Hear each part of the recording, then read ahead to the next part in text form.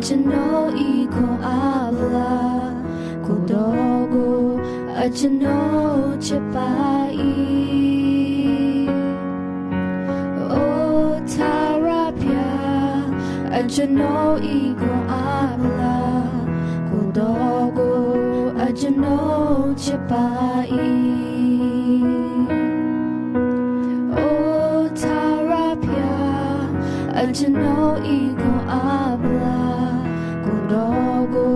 Ajano chapai O tarapya Ajano iko abla Kudogo Ajano chapai Tarapya di ngai chao ngai myoyo Nago kelo do take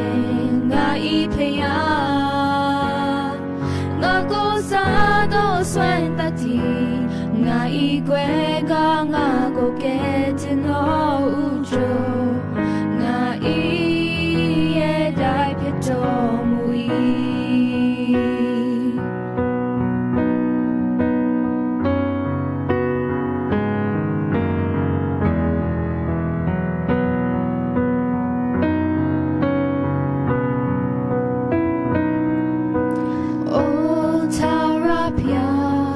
Ajano iko abla Kudogo Ajano chapai O tarapya Ajano iko abla Kudogo Ajano chapai Tarapya di ngai chao ngai myoyo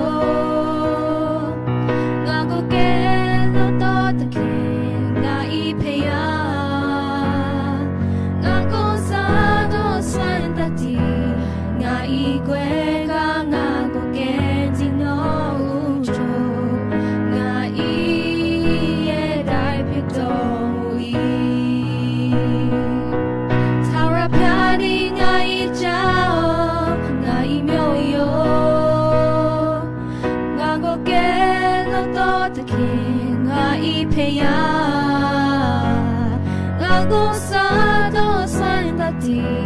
ngai kwe ga ngago ke tino ujo ngai e dai pito mui ngai e dai pito mui ngai e dai pito mui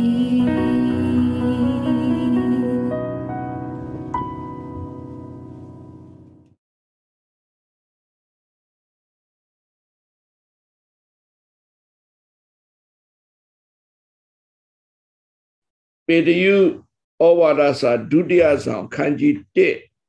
Enge Tase Pipare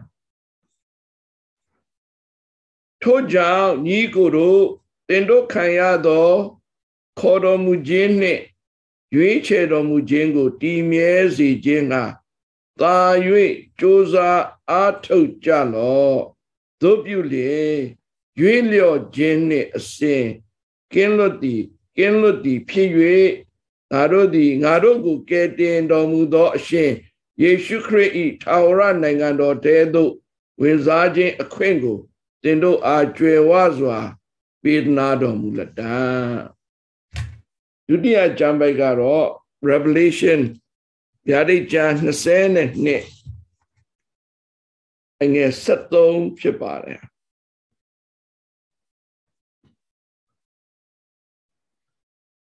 Ngadi Alapa Pi Omega Le Pi a Uzon Dotu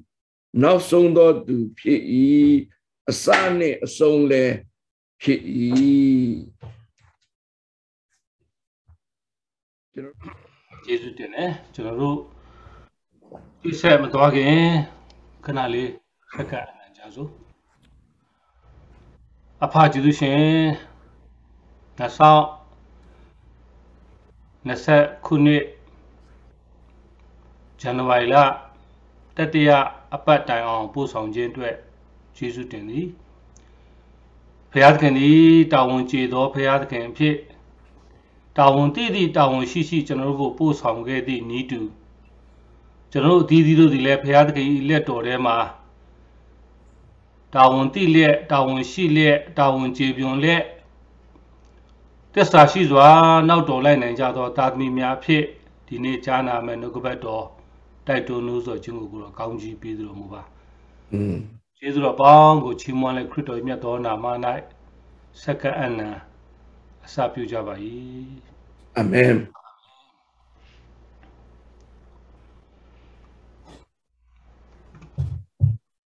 ကျေးဇူးတင်တယ်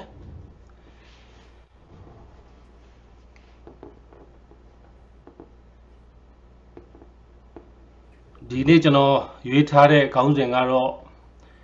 Be a beautiful believer in thy hands of beautiful God တာဝန်ကျေသောဖခင်ရဲ့လက်တော်ထဲမှာတာဝန်ကျေတဲ့ယုံကြည်သူတူဖြစ်ဖို့ရန်ဆိုပြီးတော့ကျွန်တော်ဒီနေ့ခေါင်းစဉ်ပေးထားပါတယ်အခြေပြုကျမ်းချက်ကတော့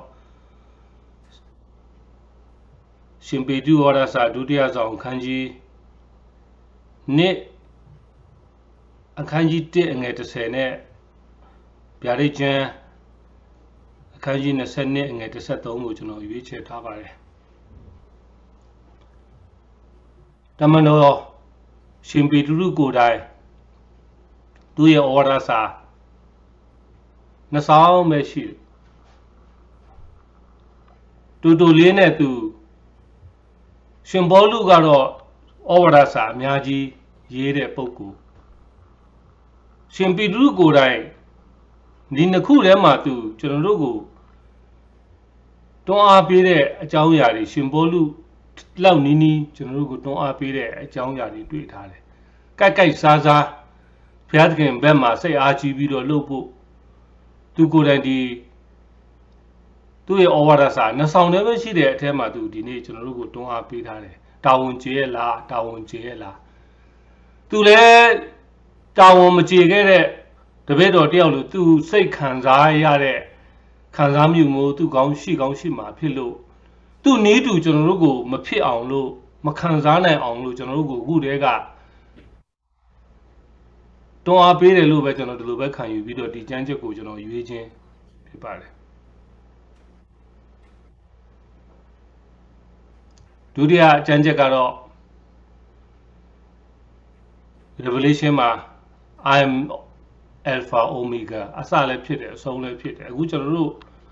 နှစ်တစ်ထက်ကိုကျွန်တော်တို့ဝင်လာတာအစပိုင်းလေးပဲကျွန်တော်တို့ရှိသေးတယ်ဒီအတွက်ကိုလည်းကျွန်တော်ခြုံငုံမိအောင်လို့အဆုံးမှာဘုရားသခင်ရှိတယ်ဘုရားသခင်လည်းဖြစ်တယ်ဘုရားသခင်တတ်နိုင်တယ်အဆုံးထိပါဝင်တယ်ဆိုတာကိုကျွန်တော်အနေနဲ့မိမောင်းထုတ်ပြခြင်းလို့ဒီကျမ်းချက်ကိုရွေးခြင်းဖြစ်ပါတယ်တာဝန်သိတယ်ဆိုတဲ့အခါမှာတာဝန်ဆိုတာလှုပ်ဆောင်ဖို့ရကျွန်တော်တို့ကိုဝန်တင်ထားတဲ့သဘောပဲနော်တာဝန်သိခြင်းဆိုတာကျွန်တော်ဘာနဲ့ဆိုင်လဲဆိုရင်သစ္စာရှိခြင်းနဲ့ကျွန်တော်ဆိုင်ပါတယ် faithful နော်ဒီငါပေးတဲ့ဒီအလုပ်တာဝန်ကိုငါဘယ်လိုသစ္စာရှိလုပ်မလဲ commitment နဲ့ဘယ်လိုလုပ်မလဲဘာနာခံလက်လျှောက်ခြင်းလဲတခါတည်းကပ်ပါလာတယ်မှာကျွန်တော်လောကအလုပ်တစ်ခုကျွန်တော်တို့သွားလုပ်ပြီဆိုရင်နိုင်ငံခြားမှာပဲဖြစ်ဖြစ်ပြည်တွင်းမှာပဲဖြစ်ဖြစ်ကျွန်တော်တို့ဘုံကိုထိုးရတယ်စာချုပ်ချုပ်ရတယ်စာချုပ်ထဲမှာပါတဲ့အားတွေမင်းကြိုက်ရဲ့လားကြိုက်မယ်ဆိုရင်လက်မထိုးနော်နောက်အားဖြင့်ကျွန်တော်တို့ဝန်ခံတယ်လို့ကျွန်တော် verbally ကျွန်တော်တို့ဝန်ခံတယ်ငါလုပ်မယ် documentary proof ရကျွန်တော်လက်မှတ်ကိုထိုးခဲ့ရတဲ့အခြေအနေတွေလည်းရှိပါတယ်ဒီလုပ်ကိုငါ3နှစ်တန်လုပ်မယ်2နှစ်တန်လုပ်မယ်နော်အဲ့မှာကျွန်တော်စီကံချက်တွေကျွန်တော်ဖတ်ရတယ်code of conduct ပေါ့စောင့်ထိုင်ရမယ်စီကံတွေ do or don't ငါဒါလောက်ရမယ်လာလောက်ရမယ်ဒါကတော့မလောက်ရဘူးကျွန်တော်တို့အထူးသဖြင့်ကျွန်တော်တို့အလုပ်ဝင်တဲ့အချိန်မှာအစိုးရအလုပ်ပဲဖြစ်တာမှန်ကုမ္ပဏီအလုပ်ပဲဖြစ်ကျွန်တော်တို့အများကြီးစီကံချက်တွေနဲ့ဘောင်းတွေကျွန်တော်တို့ထိုးခဲ့လက်မှတ်တွေရောအထူးသဖြင့်ကျွန်တော်တို့ဒီမှာဘာမှသိချီချင်းမကားဝယ်ပြီဆိုလဲထိုးလိုက်လက်မှတ်ကစာတွေဘာတွေမှမသိဘူးနော်ဒါကျွန်တော်တို့ ဒီ payment ကိုကျွန်တော်တို့နောက်မကြဘဲနဲ့ပေးမယ်နောက်ကြခဲ့ရင်ကျွန်တော် late fees နောက်ကြကြေးပါပေးမယ်ဆိုတော့ဝန်ခံချက်တွေကျွန်တော်တို့ထိုးခဲ့တာနော်ဒါလည်းတာဝန်တစ်ခုပဲဒါမို့တာဝန်ကြည်ခြင်းမကြည်ခြင်းကသစ္စာရှိခြင်းနိုင်ငံလိုက်လျှောက်ခြင်းနဲ့စက်ကိုဆက်နေတယ်အလုံးတာဝန်တစ်ခုဟာလက်ခံသူရောပေးအပ်သူရောတခါတည်းဘောင်းပြီးတော့ဘိုင်းလှုပ်ထားလိုက်တယ်တခါတည်းစီးနောင်ထားပြီးတော့လှုပ်ရမယ်ဆိုတော့အပြန်အလှန်တာဝန်တွေဒီနေ့ရှိလာမှာအလုတ်တာဝန်ကျွန်တော်တို့ပေးရမယ်ဆိုရင်အလုတ်တာဝန်ရဲ့နောက်ွယ်မှာခံစားရမယ်အခွင့်အရေးပါကတ်ပါတယ်ကတ်လာတယ်ပင်စင်ဘယ်နှစ်ရရင်ဘယ်လောက် 401k ဘယ်လောက်ရမလဲဒါဆိုတာဒါတွေကကျွန်တော်တို့အလုတ်တာဝန်နဲ့ပတ်သက်ပြီးတော့ခံစားရမယ်အပြန်အလှန်ရမယ် reward system ပေါ့နော်ပြန်လဲစုကြည်ရဲ့အရာတွေကကျွန်တော်တို့ကိုဒီမှာပြန်ပြီးတော့မှအပြန်အလှန်အမိသေးပြုတ်ပြီးတော့ဒီနေ့ဘာလုပ်မဆိုကျွန်တော်တို့လုပ်ကြတယ်ဒီနေ့ဖျားနဲ့ပတ်သက်လာတဲ့ဝิญဉ်သဘောပိုင်းမှာလည်းဒီသဘောပါပဲဒါမဲ့ဒီပတ်နောက်ဆုံးပတ်ဆိုရင်ကျွန်တော်တို့ consecration အမှုဆောင်အသက်တပံပြန်လဲပြီးတော့ covenant renewal အသက်တပံပြန်လဲပြီးတော့မှကျွန်တော်တို့ပြန်ပြီးတော့ဒီနှစ်တက်မှာပြန်သွားတော့မယ်နော်ဖျားခင်ကတခုခုခိုင်းပြီဆိုရင်အခိုင်းုံတက်မဟုတ်ဘူးဗျခိုင်းကြီးရဲ့နောက်ွယ်မှာတာဝန်ရဲ့နောက်ွယ်မှာကျွန်တော်တို့အခွင့်အရေးတစ်ခုကအမြဲတမ်းကာလာပါလာတဲ့မဲပဲဒါကကျွန်တော်သိကြတယ်ကျွန်တော်တို့အလုတ်ထဲမှာလောကအလုတ်မှာတခုခုရှိနေတော့မှကျွန်တော်တို့လောက်ရပြီဆိုရင်ကျွန်တော်တို့နောက်မှာအကျိုးအပြစ်ထက်အကျိုးကပိုများတဲ့အရာတွေကျွန်တော်တို့မှဒီနေ့ကတ်လိုက်လာသလိုပဲဝิญဉ်သဘောဆိုင်ရာဘုရားသခင်နဲ့ကျွန်တော်တို့ကယ်တင်ခြင်းဝิญဉ်သဘောဆိုင်ရာလုပ်ငန်းကြီးဘုရားသခင်ရဲ့အမှုတော်ဆောင်ခြင်းလုပ်ငန်းထဲမှာကျမ်းစာကြောင်းဆင်းရလို့မဟုတ်ဘူးနော်ကျမ်းစာကြောင်းဆင်းမှအမှုတော်ဆောင်ရလို့မဟုတ်ဘူးကျမ်းစာကြောင်းဆင်းမဆင်းဘုရားသခင်ရဲ့ရွေးချယ်ခန့်ထားရတဲ့လူသားမှန်သမျှယုံကြည်သူမှန်သမျှဟာဒီနေ့ဘုရားသခင်တခုခုကျွန်တော်တို့ကိုဝန်တင်ပြီဆိုရင်အနောက်မှာအခွင့်အရေးပါလာဒါကိုကျွန်တော်အမြဲတမ်းပြောနေကြ responsible privilege အခွင့်အရေးဖြစ်တဲ့တာဝန်နော်တာဝန်ကြီးပဲမဟုတ်ဘူးကျွန်တော်မှာအခွင့်အရေးတွေဘုရားသခင်ကျွန်တော်ကိုပြင်ဆင်ပေးမဲ့ဆုလက်တွေနဲ့နော်လောကအသက်တာမှာတွေမဟုတ်ဘူးကောင်းကင်နိုင်ငံသွားလဲကျွန်တော်တို့အတွက်ဘုရားသခင်ဒီအရာတွေကျွန်တော်တို့အတွက်ပြန်ပါသွားမှာပေါ့နော်နောက်တစ်ခုက privilege responsibility အခွင့်အရေးဖြစ်တဲ့တာဝန်မှာတခါတည်းပါလာတယ်ဒီတစ်ခုကကျွန်တော်မုံလုံးဆက်ကူကတ်လို့ပဲကျွန်တော်ခွာလို့မရဘူးဒါကြောင့်မို့ဒီနေ့ဘုရားသခင်ကတာဝန်ကျေတဲ့ဘုရားသခင်ဖြစ်နေကျွန်တော်တို့ကို2020တဲကအခုဗျာတခြားအရင်နှစ်တွေကတော့ဒီပြီးခဲ့တဲ့နှစ်တွေလောက်ကျွန်တော်တို့ခက်ခဲမှုတွေထက်မရှိသလိုမျိုးပြောနိုင်တယ်ပေါ့နော်ဒါပေမဲ့2020က2021အခုချိန်ပိုင်းကိုကြည့်ခင်းချင်းတွေကတစ်နေ့ကျွန်တော်တို့ဒီဂရီတွေတက်လာနော် pandemic ကယောဂါတွေကိုပြန်ကြည့်တဲ့အခါမှာလွန်ခဲ့တဲ့နှစ်တရာကအမေရိကန်မှာတုတ်ကွေးဖြစ်သွားတာလူပေါင်းတော်တော်များများသေသွားတယ်နော်အခုနှစ်တရာအခု pandemic တစ်ခါပြန်တကြောပြန်ဝင်တဲ့အခါမှာ technology တွေဘယ်တော့ပဲကောင်းအရင်တော့က Washington DC မှာရှိတဲ့ဆေးရုံမှာဟိုးရင်လွန်ခဲ့တဲ့နှစ်တရာလောက်က flu ဖြစ်တော့COVID ရလို့မဟုတ်တုတ်ကွေး flu တုတ်ကွေးတော့ဆေးရုံတော့မဆက်လို့ဝန်ရန်တာမှာခြေတော်ထောင်ခဲ့တဲ့ပုံတွေဝန်ရန်တာမှာကဒင်းတွေခင်းပြီးတော့လှုပ်ဆောင်ရတဲ့ပုံတွေကျွန်တော်ပြန်ကြည့်တဲ့အခါမှာဒီခုလဲကျွန်တော်ဒီအချိန်ပြန်ရောက်လာအရင်လွန်ခဲ့တဲ့နှစ်တရာရဲ့ technology medical technology support ပိုင်းမှာအဆမတန်ကွာပြီမဲ့သေတဲ့ပမာဏကတိတ်မကွာကြဘူးကြည့်နော်ကျွန်တော်ပြောတာကဒုက္ခဒီဂရီတွေကတဖြည်းဖြည်းတနေ့နဲ့တနေ့ကရည်ချိန်ကမြင့်လာပြီမဲ့ဘုရားသခင်ကကျွန်တော်တို့ကိုဒီနေ့အထိကျွန်တော်တို့အသက်ရှင်ခြင်းခွင့်ပေးနေတယ်ဆိုလဲကွာကျွန်တော်တို့ကအကြံစီရှိထားပြီးသားပဲကျွန်တော်မှအစနော်ကျွန်တော်တို့လည်းပြီးခဲ့တဲ့ဇန်နဝါရီလ2ရက်နေ့က53နှစ်ပြည့်သွားတယ်နော်53နှစ်တိုင်ဘုရားသခင်မပို့ခဲ့ရင်လေသေတာကြာလာပြီဒါကျွန်တော်ကိုယ်တိုင်ယူသားတော်ကိုခံရရင် who am I what am I မင်းဘာလဲမင်းဘယ်လာလဲမင်းဘာအတွက်ဒီမှာနေတာလဲရှိလေးပဲကျွန်တော်တို့စဉ်းစားတတ်လောကမှာတရားမို့ဒီနေ့ တာဝန်ကြီးတဲ့အပိုင်းတာဝန်ပိုင်းမှာဖယားသခင်ရဲ့တာဝန်နဲ့လူတာဝန်ဆိုတော့ကျွန်တော်နှစ်ပိုင်းကျွန်တော်ခွဲထားပြန်ပထမဖယားသခင်ကအပိုင်းကိုကျွန်တော်တာဝန်ကြီးတဲ့ဖယားသခင်အပိုင်းကိုကျွန်တော်ကြည့်အောင်ပြီးခဲ့တဲ့လွန်ခဲ့တဲ့တပတ်ကျော်ကဖယားသခင်ဆရာကိုလည်းအီမန်နွေလအကြောင်းပြောတယ်ကျွန်တော်လည်းအီမန်နွေလလေးနည်းနည်းပြောခြင်းတယ်အီမန်နွေလဆိုတာခရစ်စမတ်လောက်ပဲကျွန်တော်တို့နဲ့ပါလာတဲ့ဖယားမျိုးမဟုတ်ပါဘူးတကယ်လည်းကြားတယ်နော်အီမန်နွေလဆိုတဲ့အဓိပ္ပာယ်က with us is God ငါတို့နဲ့အတူရှိတဲ့အရာဟာဖယား God is with us ဖယားငါတို့နဲ့အတူရှိတယ်ဒါနော်အတူပါရှိတယ်ငါတို့အတွက်စုံစမ်းခြင်းတွေဒုက္ခဆင်းရဲခြင်းယောဂအကတ်ယောဂဘယ်လိုအခြေအနေမှာပဲရှိဖယားသခင်ကကျွန်တော်တို့နဲ့အတူရှိတယ်ဇန်နဝါရီလ1ရက်နေ့ကစပြီးတော့ပထမခြေလှမ်းကနေဟိုဒီဇင်ဘာလ30ရက်နေ့ထိကျွန်တော်နားမှာပါလာတယ်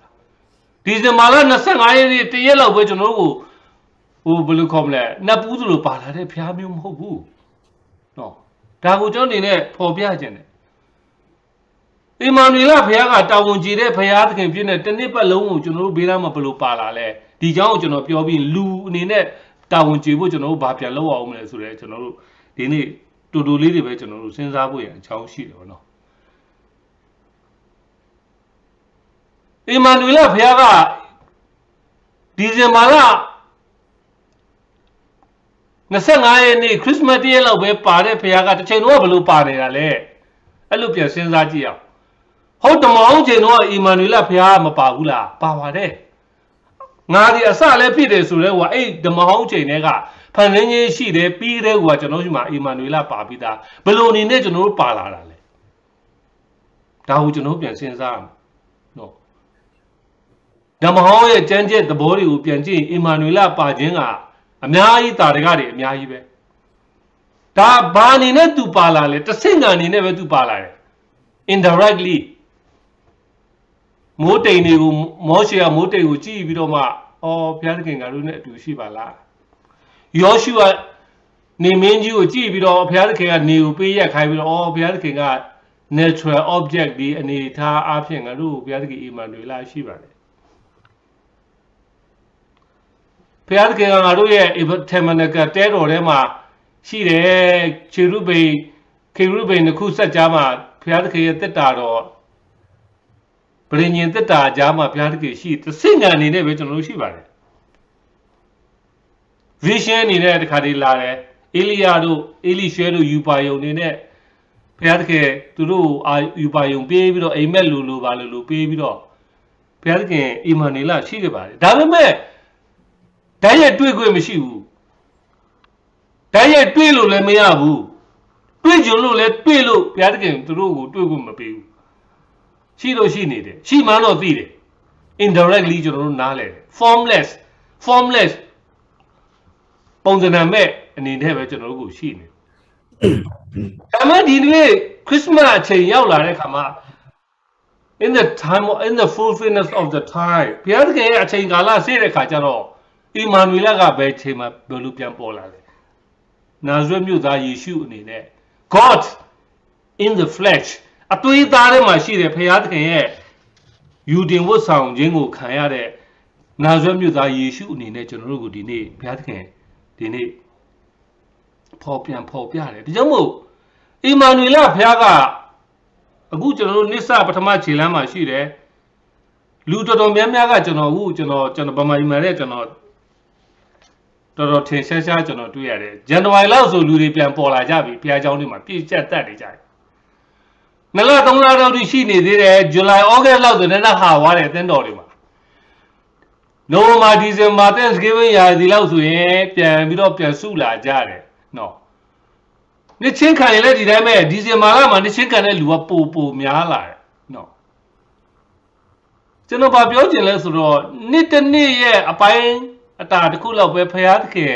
ပါတဲ့ပုံစံမျိုးနဲ့တခါတည်းကျွန်တော်တို့ဒီသဘောတွေလည်းဒီနေ့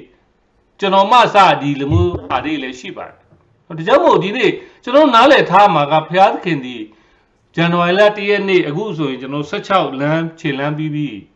ရှေ့နာကသွားရမယ်40နဲ့50နှစ်ပတ်ဆို40နဲ့ คนละปะเรื่องนั้นชิบะเราเจอเลยจนเราตัวให้เอาไหมที่มาเลยพยาธิจนเรากูดูชีนี่บ้างอิมานุเอลพยาค่ะเดี๋ยวผมจะนอนชีเจนเนี่ยเลิกสองเจนกูจะนอนเนี่ยแต่ก็เลยจะนอนที่นี่พอพิจารณาชีเจนลูเดียวกับชีเจนพิสิทธิ์กูกับชีเจนแต่เมื่อลูเดียวกับชีเจนอ่ะชีเดเนี่ยมาเลิกสองเจนแอคชั่นไม่ชีดีลูว่าสิเว้พยาธิง่ะโลกามาพันเซนเนี่ยยามันเนี่ยกูยูเจนเนี่ยလူတိုင်းကိုဖန်ဆင်းတဲ့ရွေချက်နဲ့သူဖန်ဆင်းတဲ့အရာတိုင်းမှာဘုရားသခင်ရွေချက်နဲ့လွတ်ကင်းတဲ့အရာတစ်ခုမှမရှိဘူးနော် Christian present in the society ခရစ်ယာန်တယောက်ရဲ့ရှိခြင်းလောကရဲ့လူဘဝလူတိုင်းဝန်ထဲမှာခရစ်ယာန်တယောက်ရဲ့ရှိခြင်းကရှိလို့ရှိနေတယ်တချို့လူတွေကျွန်တော်မှစာရှိနေတယ်တခါတည်းဗမာကျွန်တော်တို့ဗမာပြည်ရဲ့လောကသဘောတရားအရဆိုမလို့မရှုပ်မပြုတ်ပေါ့ဘာမှလည်းမလုပ်ဘူးဘာမှလည်းမဝင်မရှုပ်ဘူးဘာမှလည်းမပြုတ်ဘူးဒီလိုပဲနေတယ်ဒါရှိခြင်းကတော့ဒီသဘောတရားပဲသွားတယ် action ကအရေးကြီးလာတယ်ကျွန်တော်တို့ကျောင်းတစ်ကျောင်းမှာကျွန်တော်တို့ဆရာမ roll call ခေါ်လို့ရှိရင်လူကတော့မရှိဘူးဘေးနားတငယ်ချင်းက present လို့ခေါ်လိုက်တာကြီးပဲနော်ကျတဲ့ကျောင်းတို့ကလည်းဒီတိုင်းပဲတခါတည်းကျွန်တော်တို့ Peter present ကျွန်တော်ကတခါတည်းအပြင်ရောက်ကောင်းရောက်နေနိုင်တယ်ပေါ့နော်ဘေးနားတကယ်ရင်းတယောက်က present လို့လုပ်ခြင်းလုပ်လိုက် present ကတော့မှန်တော့မှန်တယ်ဒါမဲ့ present tag action အရေးကြီးတယ်ဗျနော်လှုပ်ဆောင်ခြင်းကအရေးကြီးတယ်ရှင်းနေုံမကဘူးဒီနေ့ဖခင်သခင်ကလှုပ်ဆောင်ခြင်းကိုပုံနစ်သက်တဲ့ဖခင်ပါဖခင်သခင်ကိုယ်တော်တိုင်လဲကျွန်တော်တို့ဘေးနားမှာခုနအီမာနွေလအနေနဲ့အတူရှိနေုံမကကျွန်တော်တို့ကိုလှုပ်ဆောင်ခြင်းမှာလဲတသားနဲ့ကြပြီးတော့သူကျွန်တော်တို့ကိုပို့ဆောင်တာပါနော်ရင်ဆိုင်ရတဲ့အခက်အခဲတွေကျွန်တော်တို့အမေရိကန်နိုင်ငံရောက်လို့ပို့မယ်မထင်နဲ့တာမယ်မထင်နဲ့ကောင်းကောင်းနေရလို့ကျွန်တော်တို့အတွက်အဆင်ပြေမယ်မထင်နဲ့စုံစမ်းခြင်းကတော့လိုင်းလုံးကတော့ထက်ကြီးပဲနော်ဒါကြောင့်မို့ Christian action in the society အပုံရေးကြီးလာတယ်ငါရဲ့လှုပ်ဆောင်ခြင်းက society ထဲမှာလူမှုဝန်ကျင်ထဲမှာငါရဲ့ရှိခြင်းတက်ကိုပိုအရေးကြီးတယ်ဆိုတာကျွန်တော်တို့နားလည်တတ်ရင်ငါဘာလုပ်နေလဲငါရှိနေတာထက်ငါဘာလုပ်နေတာလဲငါ present ငါ existent ဖြစ်နေတဲ့အရာထက်ငါဘာအတွက်ငါ action လုပ်နေတာလဲဘာအတွက်ငါလှုပ်ဆောင်လဲဆိုတာကျွန်တော်တို့ဒီနေ့ဘုရားသခင်ကကျွန်တော်တို့ကိုတွန်းအားပြန်ပေးနေပါတယ်နော်ဂျာမန်ဓမ္မပညာရှင် Dietrich Bonhoeffer ဆိုတာအမှန်တမ်းနာမည်ကြီးတဲ့ဓမ္မပညာရှင်ပဲဘုရားသခင်ကတာဝန်ကျေတဲ့ဘုရားသခင်အဖြစ်နဲ့ကျွန်တော်တို့ဘက်မှာရှိပြီးပြီတဲ့ကျွန်တော်တို့သာလေဘုရားသခင်ဘက်မှာရှိဖို့ဆုတောင်းဖို့ရအချိန်ကရောက်ပြီတဲ့ဘုရားသခင်ကတော့တာဝန်ကျေတဲ့ဘုရားသခင်ဖြစ်နေကျွန်တော်တို့နောက်ွယ်ကနေပို့ဆောင်ပေးနေပြီကျွန်တော်တို့သာလေတာဝန်ကျေတဲ့ဘုရားသခင်ဘက်မှာငါတို့ရှိကိုရှိရလားဆိုတော့ငါတို့ကောင်တို့မေးရမယ့်အချိန်ရောက်ပြီငါတို့ကငါဆုတောင်းမယ့်အချိန်ရောက်ပြီလို့သူအမြဲတမ်းကျွန်တော်တို့ကိုတွန်းတင်နေပါတော့ဒါကြောင့်မို့ခရစ်တော်ကိုယ်တိုင်ကျွန်တော်တို့ကိုရှိခြင်းဖြစ်ခြင်းကိုဘလောက်ကျွန်တော်တို့နဲ့တလုံးတွားတယ်ဘလောက်နီးကပ်စွာအသက်ရှင်လဲဆိုရင်ကျွန်တော်တို့ကျမ်းစာတွေမှာကြည့်I am ဆိုတာ I am tradition ဆိုတာငါဒီငါဖြစ်တယ်ငါဒီစပစ်နွယ်ပြီးဖြစ်တယ်ငါဒီအသက်လန်းငါဆိုတဲ့အရာကclose relationship intimacy ကိုသူညှိုးနေတာနော်ဖခင်သခင်ကငါတို့နဲ့အဝေးကြီးမှာရှိတဲ့ဖခင်မျိုးမဟုတ်ဘူးလောကအနေနဲ့ကြည့်မယ်ဆိုရင်ဖခင်သခင်ကအင်မတန်မှအညီဟောက်များတဲ့လောကထဲမှာလာကြအကြောင်းမရှိဘူးဆိုပြီးတော့တခြားဘာသာလိုပဲပြောကျွန်တော်တို့ဖခင်သခင်ကကျွန်တော်တို့အနားမှာဘယ်လောက်ကြီးကျွန်တော်တို့ရှိလဲ I am the way I am the truth I am ဆိုတဲ့အရာကိုသူသုံးခြင်းဟာ I am tradition I am ဘယ်လိုခေါ်မလဲ culture ဒီယဉ်ကျေးမှုကိုသူသုံးခြင်းဟာကျွန်တော်တို့လည်းဘယ်လောက်နီးကပ်စွာရှိပြီးတော့မှလှုပ်ဆောင်နေတယ်ဆိုတဲ့စိတ်ထားဘုရားသခင်ရဲ့မေတ္တာကိုပေါ်လွင်စေတဲ့ဒီသဘောတရားကိုကျမ်းချက်တွေမှာကျွန်တော်တို့တွေ့ရတယ်။နော်ဒါကြောင့်မို့အီမာနွေလဘုရားသခင်ကျွန်တော်ဘေးနားမှာဘယ်လိုရှိတယ်ဆိုတဲ့အကြောင်းကိုကျွန်တော်အနေနဲ့ဘယ်လိုလှုပ်ဆောင်နေတဲ့အကြောင်းကိုကျွန်တော်အနေနဲ့ခုနဲ့ကျွန်တော်ဒီနေ့ပြောထားတယ်ပေါ့နော်ဘုရားအပိုင်းအနေနဲ့ကျွန်တော်စဉ်းစားရအောင်ပထမတစ်ခုက I will be before you မင်းတို့မရှိခင်ငါရှိပြီးပြီတဲ့ပြောပြီးသားမင်းတို့ရှိမှငါရှိတယ် before you wherever you go wherever you walk in the new year ရှေ့အနာဂတ်ရှေ့ရှောက်ရမယ်ခြေလမ်းတွေထဲမှာမင်းတို့ရှိမှငါရှိပြီးပြီဘာအတွက်ရှိတာလဲ to lead you မင်းတို့ကငါဥဆောင်မှုအတွက်သူရှိတယ်ဟေရှာယအခန်းကြီး45အငယ်1မှာအရင်ကကျွန်တော်တို့ပြန်နောက်မှပြန်ဖတ်ကြည့်မင်းတို့အရှိမငါကြိုသွားပြီနော်ကျွန်တော်ရှိမသွားတဲ့ဖခင်ဟာတာမန်လူမဟုတ်ဘူးနော်တာမန်လောကပုဂ္ဂိုလ်မဟုတ်ဘူးနော်လောကကိုအောင်မြင်တဲ့ဖခင်သခင်လက်ကထဲမှာရှိပြီးတော့ကျွန်တော်တို့ရဲ့ရှေ့မှာသူသွားနေတာပိုင်အိုဒီယာဖိုးရန်နာရှေ့ပြေးအနေနဲ့သူသွားနေတာကျွန်တော်ဒီနေ့2022ခုနှစ်ထဲမှာလူတိုင်းဝန်ထုတ်ရှိမှာပဲငါ family ငါမိသားစုငါအသင်းတော်ဒီ pandemic ကြီးမှာငါဘယ်လိုသွားမှာလဲအခုလူတွေအလုပ်တွေပြန်ရှာနေကြတာခက်ပြန်ရှာနေကြပြီအလုပ်တွေပြန်ရှာလာပြီ government assistant နော်ထောက်ပံ့ကြေးတွေလည်းကျွန်တော်တို့ပို့ဆိုးတာဗမာပြည်နော်အများကြီးဒါပေမဲ့ကျွန်တော်တို့ယုံကြည်တဲ့သားသမီးတွေအတွက်ကဖခင်ကြီးကျွန်တော်တို့ကိုပေးတဲ့အာမခံချက်တွေရှိတယ်အီမာနူလာ I will be before you မင်းတို့ရှေ့မှာငါသွားနေပြီ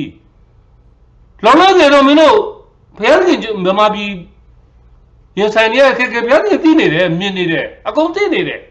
ဒါပေမဲ့ဘာကြောင့်ဒီအခြေအနေရှိတယ်ဆိုတာဘာအတွက်ဖြစ်တာလဲမဖြစ်တာလဲဆိုတာဒါကတော့ကျွန်တော်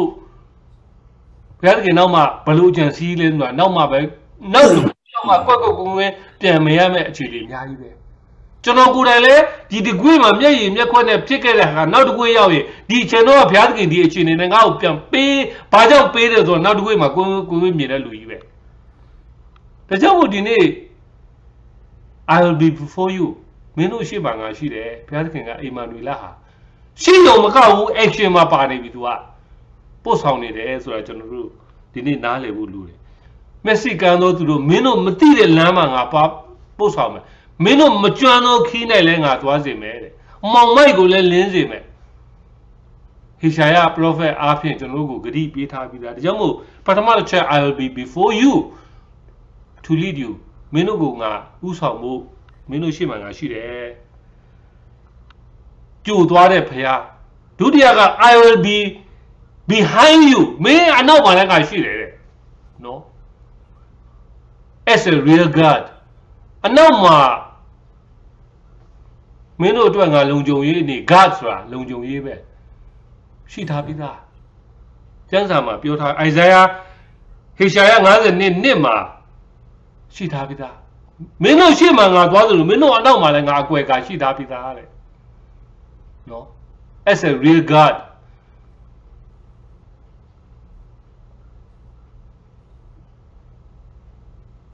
ဒါဟိုဒီနေ့ကျွန်တော်တို့နားလည်ဖို့လိုကျွန်တော်ကဘာမှာရှိတဲ့အင်တာမဖိတ်တုံအောင်နာမည်ကြီးတဲ့ president တွေရဲ့သူတို့ခီးသွားတဲ့အရာတွေသူတို့ဘယ်လိုလုံခြုံရေးယူခဲ့တဲ့အရာတွေကျွန်တော်ပြန်လိုက်ကြည့်ဘူးတယ်တော်တော်ပြန်မစိတ်ဝင်စားလို့နောက်ကိုရီးယားခေါင်းဆောင်ခင်ဂျုံအွန်းဆိုတာခင်ဗျားတို့ကျွန်တော်တို့တော့ငယ်သေးတယ်ကောင်းလေးသူစီးတဲ့သူ့ရဲ့မာစီဒီတကား6ပေါက်ဘေးနားမှာသူသွားတဲ့နေရာမှာလူ7ယောက်ကကားပတ်လေမှာပြေးပြီးသူသွားနေရတယ်ကဲကြည့်နော်ဒါလောကမှာရှိသေးတဲ့လူပုဂ္ဂိုလ်တယောက်ပဲရှိသေးတယ်နော်သူ့ရဲ့အချမ်းရံနေအိုဘားမားဗမာပြည်ကိုတစ်ခါသွားရင်သူစီးမဲ့ကားကိုအရင်ပို့ထားပြီးသားသူစီးမဲ့ကားသူသွားမဲ့လမ်းအကုန်လုံးလှုပ်ထားပြီးသား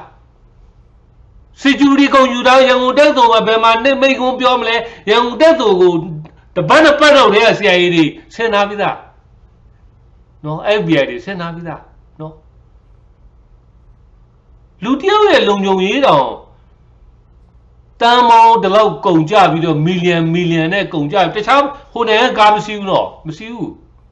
သူကားတဲ့သူပဲစီးတာသူကားဆိုတာလေသူကားကဘုံဘလောက်ဒဏ်ခံနိုင်တယ်ဘလောက်ဘုံကွဲရင်ဘလောက်အားလုံးဒီမှာတွက်ချက်ထားပြီးလိမ်မြန်အစမရှိဘူးနော်ဒါကြောင့်မို့ဒီနေ့တာမန်လူတယောက်တောင်မှသူ့ရဲ့အနောက်မှာဂတ်လုတ်တဲ့လူတောင်မှဒီလောက်ပတ်စံအကုန်ကြခံပြီးတော့မှကျွန်တော်တို့ဒီနေ့လှုပ်ကြရဲ့ကျွန်တော်တို့ကိုးကွယ်တဲ့ဘုရားငါဒီလောကကိုအောင်တဲ့နော် Paya, no. Loka taman lumo, no. You don't know machine, no. Tahu you know the nalebu lubale,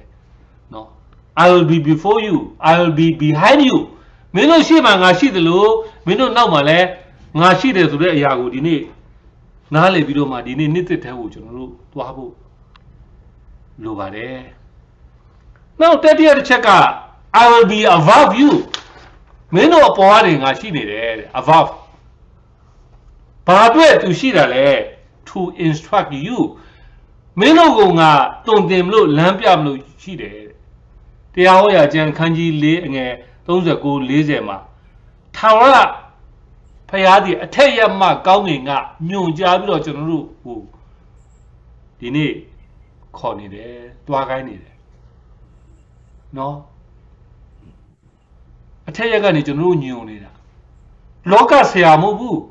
Loka say a loka theory down General Gong Union dying. A good to the GPS. I told them to know good GPS down there. Benia ma bebe thought GPS down there. Loka GPS down Benia Betty, my teacher knew it. Piakin Pinsibida GPS with the Tamajana Benia ma bago Jibida. No. Example. Payalking at Junu Apowani, New Johnny, Baha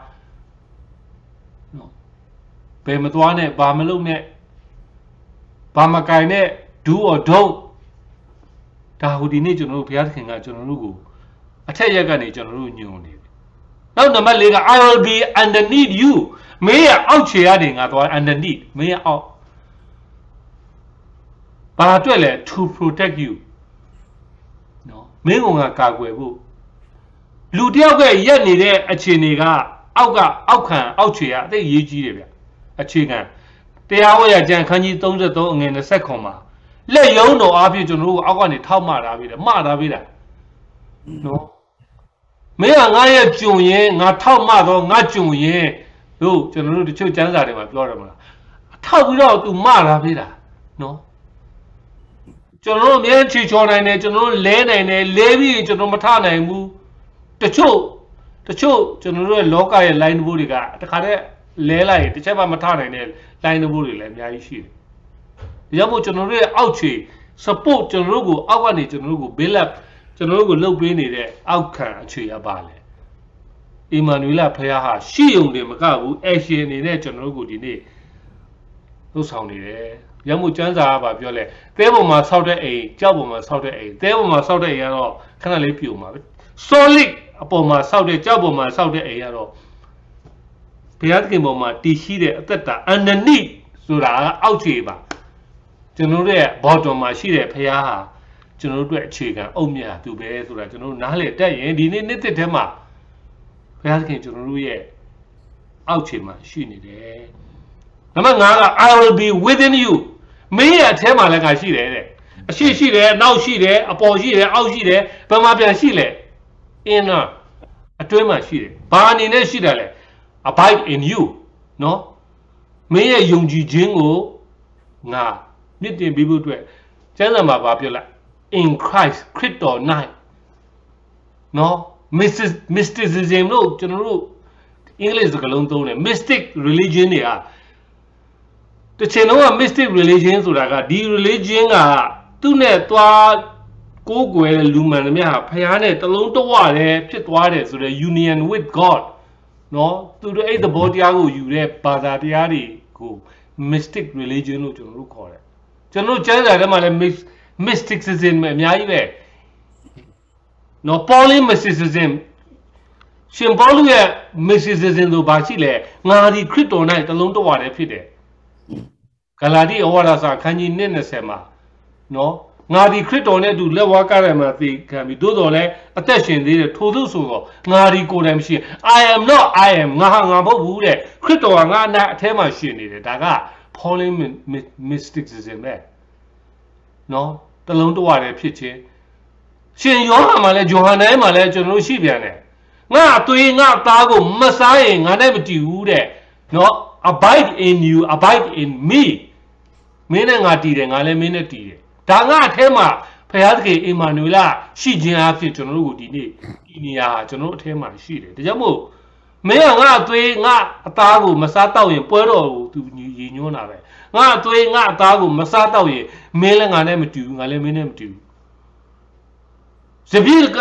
စ်ဖက်ကဇဘစ်အကိုင်းခက်ကဇဘစ်ပင်စီမှာမတည်ရင်အလကားပဲဒီသဘောဆိုတဲ့ဒါ mysticism တွေပဲနော် union တလုံးတဝတည်းဖြစ်တယ်ဆိုတဲ့အရာတွေဒီနေ့ဒါကြောင့်မို့ပြောနေဒါကြောင့်မို့မင်းတို့ရဲ့ I will be within you မင်းရဲ့အထဲမှာငါရှိတယ်ဆိုတဲ့ဘုရားသခင်ရဲ့ဒီနေ့ဂလာတိ1:20မှာပေးတဲ့ဒီနေ့တလုံးတဝတည်းရှိခြင်းရဲ့ကျွန်တော်တို့ကိုပေးတဲ့အာမခံချက်ကဒီနေ့တက်ထဲမှာလဲကျွန်တော်တို့နားလည်ဖို့လိုပါတယ်။ Now number 6 I will be your right hand မင်းရဲ့ညာဘက်မှာငါရှိပြန်တယ်တဲ့အထဲမှာရှိတဲ့အပြင်ရှေ့ရှိတယ်နောက်ရှိတယ်အပေါ်ရှိတယ်အောက်ရှိတယ်အထဲရှိတယ်နောက်တစ်ခုကဘာရှိလဲ At your right hand မင်းရဲ့ညာဘက်မှာရှိတယ်။ဆာလံကျမ်းခန်းကြီး16ရှေ့ဆာလံ138နောက်မှပြန်ဖတ်ကြည့်ညာဘက်လို့ပြောတဲ့ရေးတဲ့ပုဂ္ဂိုလ်ကဒါဝိဒ်မင်းကြီးဆာလံဆရာရေးတာဆာလံဆရာဒါဝိဒ်မင်းကြီးကိုယ်တိုင်သူကညာတန်တဲ့စစ်သူကြီးနော်ဘယ်တန်တဲ့လူဆိုရင် at my left hand နော်ဒီနေ့ညာတန်တဲ့စစ်သူကြီးကညာဘက်မှာသူဓာတ်ကင်တယ်ဘယ်ဘက်မှာသူဒိုင်းလွားကင်တယ်ဘယ်ဘက်မှာသူဒိုင်းလွားကင်တာသူလုံနေညာဘက်မှာသူဟာနေတယ်အချိန်မီများသူရှိမှလာနိုင်တယ်နော် and she side သူ့ရဲ့ဒိုင်းလွားမရှိတဲ့ဘက်မှာဘုရားသခင်ကရှိတယ်ဆိုတဲ့အကြောင်းကိုသူကပြောထားတာနော်ဘုရားသခင်ငါလက်ရဘက်မှာရှိတယ်ငါခိုးလို့ရနော်သူကိုယ်တိုင်ဘယ်တန်ဆိုရင်တော့ဆာလန်ဆရာကဘယ်တန်ဆိုရင်သူ့ရဲ့ anti side က left side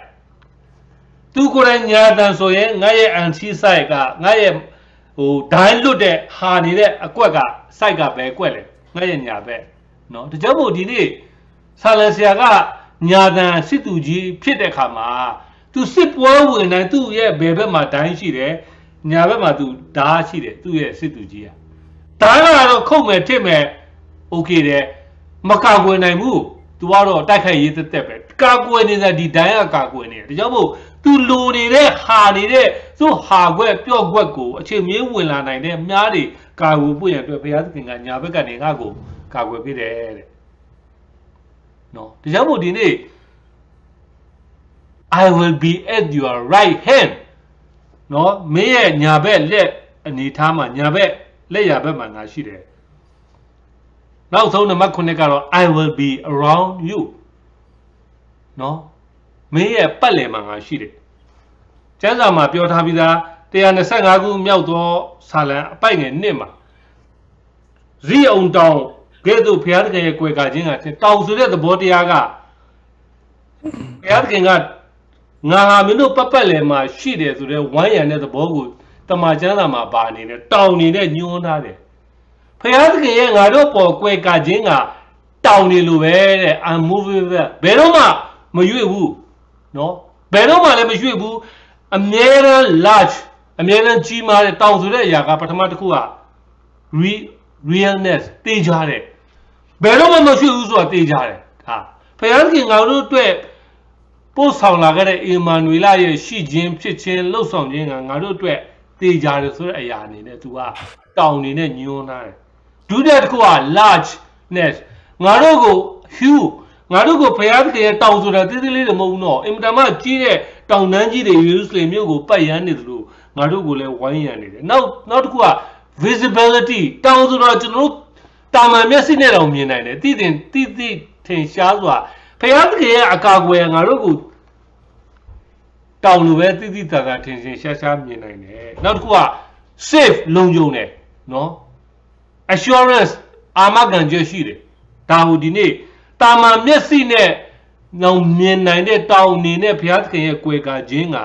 တောင်ကဲ့သို့ငါတို့ကိုထင်ရှားတယ်ဆိုတဲ့အကြောင်းကို I will be around you မင်းရဲ့ပတ်လည်မှာငါရှိတယ်ဆိုတာဒီနေ့ဘုရားသခင်ကကျွန်တော်တို့ကိုဒီနေ့ပေါ်ပြနေပါတယ်ဒါကဘုရားသခင်အပိုင်းနော်ဘ ဖရားရဲ့အပိုင်းကဖရားခင်ကတာဝန်ကြည်ကြည်နဲ့ကျွန်တော်တို့ကိုပို့ခဲ့ပြီးရှေ့ရှိတယ်နောက်ရှိတယ်နော်အပေါ်ရှိတယ်အောက်ရှိတယ်အထဲရှိတယ်ညာဘက်ရှိတယ် around ကျွန်တော်ပတ်လည်မှာရှိတယ်ကျွန်တော်လူပိုင်းကိုဒီနေ့ပြန်စဉ်းစားရအောင်ဒီနေ့လူပိုင်း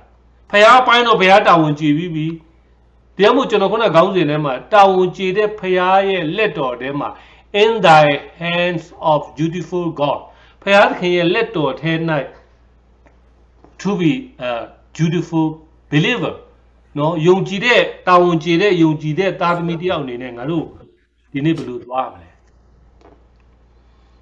နေ့စဉ်နဲ့တိုင်ရောက်လာပြီဆိုရင်ကျွန်တော်တို့ resolution တွေချတယ်ဒီနေ့ကတော့ငါလုပ်မယ်ငါတို့ဘာလုပ်မယ်ငါမိသားစုဘာလုပ်မယ်ငါအသင်းတော်ဘာလုပ်မယ်တယောက်ချင်းစီဘာလုပ်မယ်ကျွန်တော်တို့ resolution တွေကျွန်တော်တို့ချပြီးတော့ကျွန်တော်တို့လုပ်ကြတယ်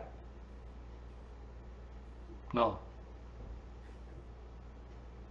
ဖះအပိုင်းတော့ကျွန်တော်တို့စဉ်းစားပြီးပြီလူအပိုင်းမှာကျွန်တော်တို့တွေဒီနေ့ resolution တွေလုပ်ကြတယ် resolution 30ထဲမှာ5ချက်ပဲလူတွေပြေးသွားတဲ့လူတွေရှိတယ်5ချက်မပြီးလဲ3ချက်နဲ့ရပ်နေတဲ့လူတွေရှိတယ်တစ်ချက်မှမပြီးသေးတဲ့လူတွေလည်းရှိကျွန်တော်မှအစတာဝန်ကြည်ဖို့အတွက်ကျွန်တော်လှုပ်ဆောင်ဖို့ရန်ကျွန်တော်တို့နှစ်စတဲ့ကကျွန်တော်တို့စဉ်းစားထားခဲ့တဲ့အရာတွေကရှိကောင်းရှိမှာပဲမိသားစုလိုက်အသင်းတော်လိုက်တိုင်းပြည်လိုက်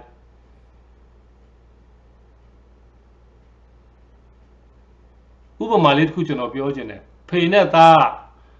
အဖေကသားကိုပြောတယ်သားရေးတဲ့ရေပြည့်နေတဲ့ဟိုရေကိုင်းနိုင်ရံပေါ်မှာဖားလေး3កောင်ရှိတယ်တဲ့အဲ့ဖားလေး3កောင်နိုင်ရံကိုကတ်နေတယ်တကောင်ကစဉ်းစားတယ်တဲ့ရေကိုငါခုံချမလို့စဉ်းစားလိုက်တယ်ခုံချမလို့သူစဉ်းစားတဲ့ခါမှာဘယ်နှကောင်ကြံလဲတဲ့သူတောင်းသူမေးတဲ့ခါမှာသူသားဘာပြန်ဖြစ်လဲ3កောင်ဆိုတော့တကောင်ခုံသွားရင်တော့2កောင်ကြံပါပဲ2កောင်ကြံတယ်ဖေးတဲ့သူဖေးကမဟုတ်ဘူး3កောင်နဲ့မဟုတ်ဘူးလေတဲ့အဖေတကောင်ကတော့ခုံမှုတော့လှုပ်သွားပြီဆိုရင်တော့2កောင်ပဲကြံပါပေါ့နောက်တစ်ခါပြန်မေးတယ်2កောင်ခုံလို့လှုပ်နေတယ်တဲ့ဘယ်နှကောင်ကြံလဲတဲ့နေရမှာရေထဲကိုခုံမှုအတွက်2កောင်ခုံလို့2កောင်ကခုံမှုလှုပ်နေဘယ်နှကောင်ကြံလဲတဲ့နေရမှာနေရမှာကတ်နေဖာသူကစဉ်းစား2កောင်ကြံပြီဆိုတော့စုစုပေါင်း3កောင်ရှိတယ်2កောင်ပဲကြံတယ်ဆိုတော့သူ့အဖေသူပြောတယ်သူ့ဖေကမဟုတ်ဘူး3កောင်တဲ့ဘာကြောင့်လဲမသိလားတဲ့အဲ့ဖားကောင်3កောင်ရတဲ့3កောင်လုံးတကောင်ရော2ကောင်ရောခုံလို့တကောင်မှမခုံလို့ကတ်နေတော့ပဲတဲ့အဖေက3တဲ့ဒီသဘောပဲတဲ့ငါတို့လူတွေလည်းဒီတိုင်းပဲနစ်စာတွေကငါတို့လည်းခုံလို့လုပ်တော့ပဲတယောက်မှမခုံပြသေးဘူးကျွန်တော်မှအစတခါတည်း3កောင်ကြီးပဲလောက်မူရင်းဆွဲပဲနော်ဒါဟာသလေးနဲ့သူပြောတဲ့ဟာလေးကအမှန်မှကျွန်တော်ခွန်အားရတယ်နော်တခါတည်းကျွန်တော်တို့ခေါ်ရမလားမခေါ်ရမလားခြီတုံချတုံနဲ့လောက်ရမလားမလောက်ရမလားခြီတုံချတုံနဲ့အဲ့ဒါလည်းပဲတစ်နေ့ကိုဝါပြီအခု16ရက်ပြီးသွားပြီကျွန်တော်မှအစဘာလုပ်ပြီးပြီလဲဘာလုပ်အောင်ပါလဲခြီတုံချတုံနဲ့ဒီလိုပဲသွားနေမှာလားနော်ခုနဖားလေး3កောင်လို့နော်ဒါကြောင့်မို့ဒီနေ့စဉ်းစားရအောင်ပြုတ်စီပြဒီနေ့တစ်ထဲမှာကျွန်တော်တို့ဖရာသခင်ဘက်မှာကျွန်တော်တာဝန်ကြည်ခြင်းကျွန်တော်ဒီနေ့အချက်လေး3ချက်ပဲအများကြီးဖြတ်လို့ရသေးတယ်ဒီထဲမှာကျွန်တော်သိရှိဝင်ပြောဦး3ချက်လေးပဲကျွန်တော်ပြောခြင်းပထမတစ်ချက်ကပါလဲစစ်မှန်တဲ့ဆုံးဖြတ်ချက်နဲ့တန်တိထံကိုပြပြသားသားကျွန်တော်ချရအောင်နော်ပြပြသားသားကျွန်တော်ရွေးချယ်အောင် choose for the concrete decision choice of concrete decision ကျွန်တော်တို့ရဲ့ရွေးချယ်မှုကျွန်တော်တို့ရဲ့ဆုံးဖြတ်ချက်ကတိကျမှန်ကန်တဲ့ decision နဲ့ကျွန်တော်တို့အပေါ်မှာတည်ပြီးတော့မှဒီအတွက်ကျွန်တော်တို့ချရလားဒါကိုရေးကြည့်တယ်ယောရှုမတ်စာ24မှာယောရှုကဂျော်ဒန်မြစ်တစ်ဖက်ကမူရင်ခါနန်ပြည်ဂျော်ဒန်မြစ်တစ်ဖက်ကကိုဟိုဘက်ကခါနန်ပြည်ပဲတရားဟောရအကျမ်းသူ့မောရှိအပြင်နောက်ဆုံးကျမ်းသူ့ရဲ့လူမျိုးတော်ကိုသူပြောတယ်မင်းတို့ဒီခါနန်ပြည်ကိုဝင်ရတော့မယ်ဒီဂျော်ဒန်မြစ်တစ်ဖက်ကူးတဲ့အချိန်မှာပြောင်းသွားမယ့်အချိန်မှာယောရှုလည်းဒီတိုင်းပဲနောက်ဆုံးမင်းတို့ရွေးပါသူ့လူမျိုးတော်ကိုသူပြောတဲ့ခါမှာဗာပြောလဲ As for me and my ranch as for me and my family we will serve the Lord နော်ငါမိသားစုနဲ့ငါဟာ ngà tuổi đó phải ăn cái mình ngà yuế mẹ yuế chơi chính à tới yuế chi đấy nó finalize cho nó xong yuế chơi mẹ à chơi nhau lại cho nó mang cái này yuế chơi mu cho nó mà sao thì này xí bồ luôn đấy yếu số thế nào mà phải ăn cái ngồi giáo dục chính à của tụi yuế cái đấy yếu số thế nào mà phải ăn cái ngồi này cái này giáo chính của tụi yuế cái đấy phải ăn cái này witness thế thì tụi chính của tụi yuế cái đấy thế nào tụi yuế cái đấyဒီနေ့ကျွန်တော်ရွေးချယ်မှုအမှန်တမ်းအရေးကြီးတယ် Our choice will determine our destiny ငါတို့ရဲ့ခရီးဆုံးပန်းတိုင်ကိုအဆုံးဖြတ်ပေးမှငါတို့ရဲ့ရွေးချယ်မှုပဲအခုဗမာပြည်အတွက်ကျွန်တော်ရွေးချယ်စရာတွေအများကြီးအခုတိုင်းရေးပြည်အတွက်ကျွန်တော်ရွေးရမယ်ဆိုရင်အခုတော်လှန်ရေးအတွက်ကျွန်တော်ရွေးနေကြတယ်တချို့လူတွေကပေးလူနေတယ်လူတယ်ကျွန်တော်အနေနဲ့စာလေးတစ်ကြောင်းကျွန်တော်ဖတ်တယ်နော်လူတယ်လို့မသုံးပါနဲ့တဲ့တော်လန်ရေးမှာ invest လုပ်တယ်လို့သုံးပါတယ်အင်တာမကောင်းပါတယ်နော်အရင်နည်းကျွန်တော်တို့ဖြစ်အောင်လူတယ်ဆိုတာမလူချင်လဲရတယ်ဒါက mandatory မဟုတ်ဘူးမင်းမလူလဲရတယ်မင်းမပါလဲရတယ်မင်းမလှုပ်လဲရတယ်မင်းမလိုက်လဲရတယ်မင်းမထက်လဲရတယ်အတိသာကြီးပဲအနေသာကြီးပဲလူတယ်ဆိုတဲ့အရာဒီသဘောပဲဒါပေမဲ့ invest လုပ်တာကြတော့မလုပ်လို့မရတော့ဘူးဒီနေ့ကျွန်တော်ကတရားဟောတဲ့ဗမာပြည်အတွက်လည်းနည်းနည်းခွန်အားပေးတဲ့အရာတွေအများနဲ့ပြောနေကြဆိုတော့ဒီနေ့ကျွန်တော်ရွေးချယ်မှုကကျွန်တော်အဆုံးဖြတ်ကိုပေးသွားမယ်ဗမာပြည်အတွက်မျိုးဦးတော်လာရေးမှာငါဘလောက်ထက်လဲငါဘလောက်နဲ့အတွက်ပံ့ပိုးလဲအခုကျွန်တော်တို့ဗမာပြည်နိုင်ငံတကာမှာဗမာပြည်အတွက်ပံ့ပိုးနေတဲ့အလူငွေတွေငွေတဲ့စာချုပ်တွေအကုန်လူကအဲ့တော်ဖာမောက်ချိုးထက်တဲ့လူတွေရှိတယ်နော်ဒီပကြီးကအောင်လဲသူကြီးပကြီးကချက်ဒီပကြီးကားဘာရှိမှလဲနော်ဒီပြက်ရုပ်ကဒီမတကကြံ10ဒေါ်လာပေါ့နော်ဒီပကြီးကားဒါမဲ့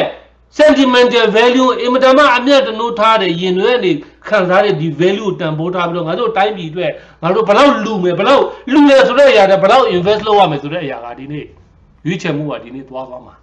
နော်တိုင်းပြည်မှာဒါ invest လုပ်နေတာကျွန်တော်တို့အရင်ကြီးကျွန်တော်မြုပ်နေတာအခုကျွန်တော်သားသမီးတွေလည်းကျွန်တော်ဒါပဲဒီနိုင်ငံမှာကျွန်တော်လာတာကျွန်တော်တို့ too late for us ကျွန်တော်နောက်လာမယ်ကျွန်တော်သားသမီးတွေအတွက်ငါတို့ဘယ်လောက်ရင်းနှီးဒီနေ့ပေးနေရခါးစည်းပြီးခံတဲ့လူကြီးပဲ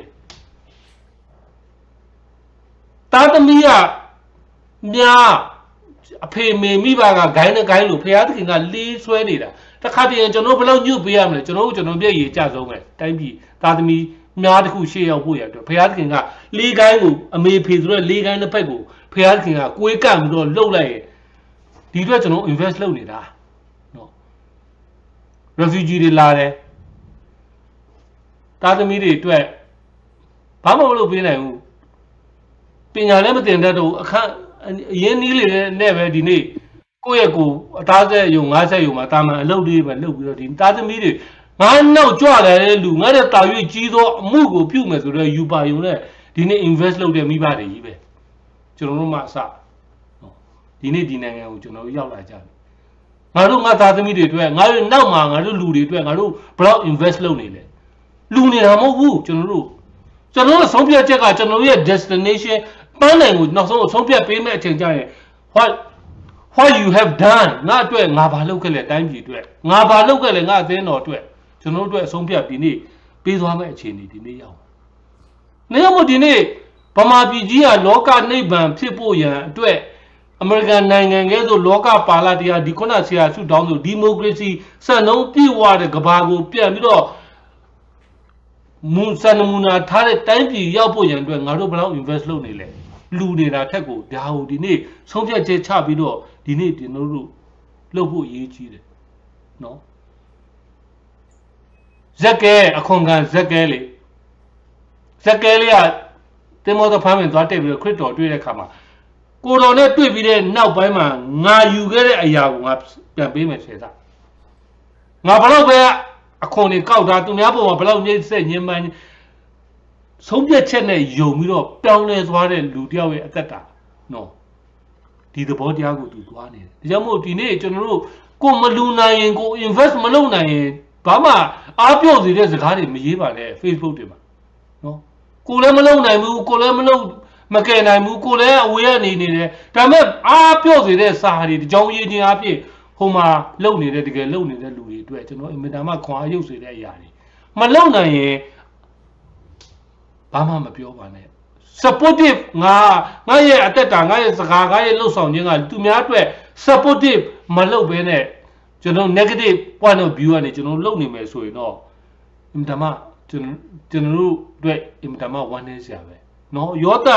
sorry ယောရှုအသက်တာမှာသူ့မိသားစုနဲ့သူ့အတွက်ဆုံးဖြတ်ချက်ချပြီးတော့မှတန်ထိတ်တန်ချပြီးတော့မှသူအကောင်းဆုံး invest လုပ်ခဲ့တယ်လို့ဒီနေ့ကျွန်တော်တို့တွေလည်းဒီနေ့ဘုရားသခင်အတွက်ကျွန်တော်တို့ invest လုပ်ရအောင်ဗမာပြည်အတွက်ကျွန်တော်တို့ invest လုပ်ရအောင်เนาะငါမတတ်နိုင်ဘူးငါတော့ငွေကြေးမပါဝင်နိုင်ဘူးငါတော့ဘာမှမလုပ်နိုင်ဘူးလို့ဘယ်လောက်ပဲပြောကျွန်တော်တို့ပါးစပ်အဖြစ်ကျွန်တော်တို့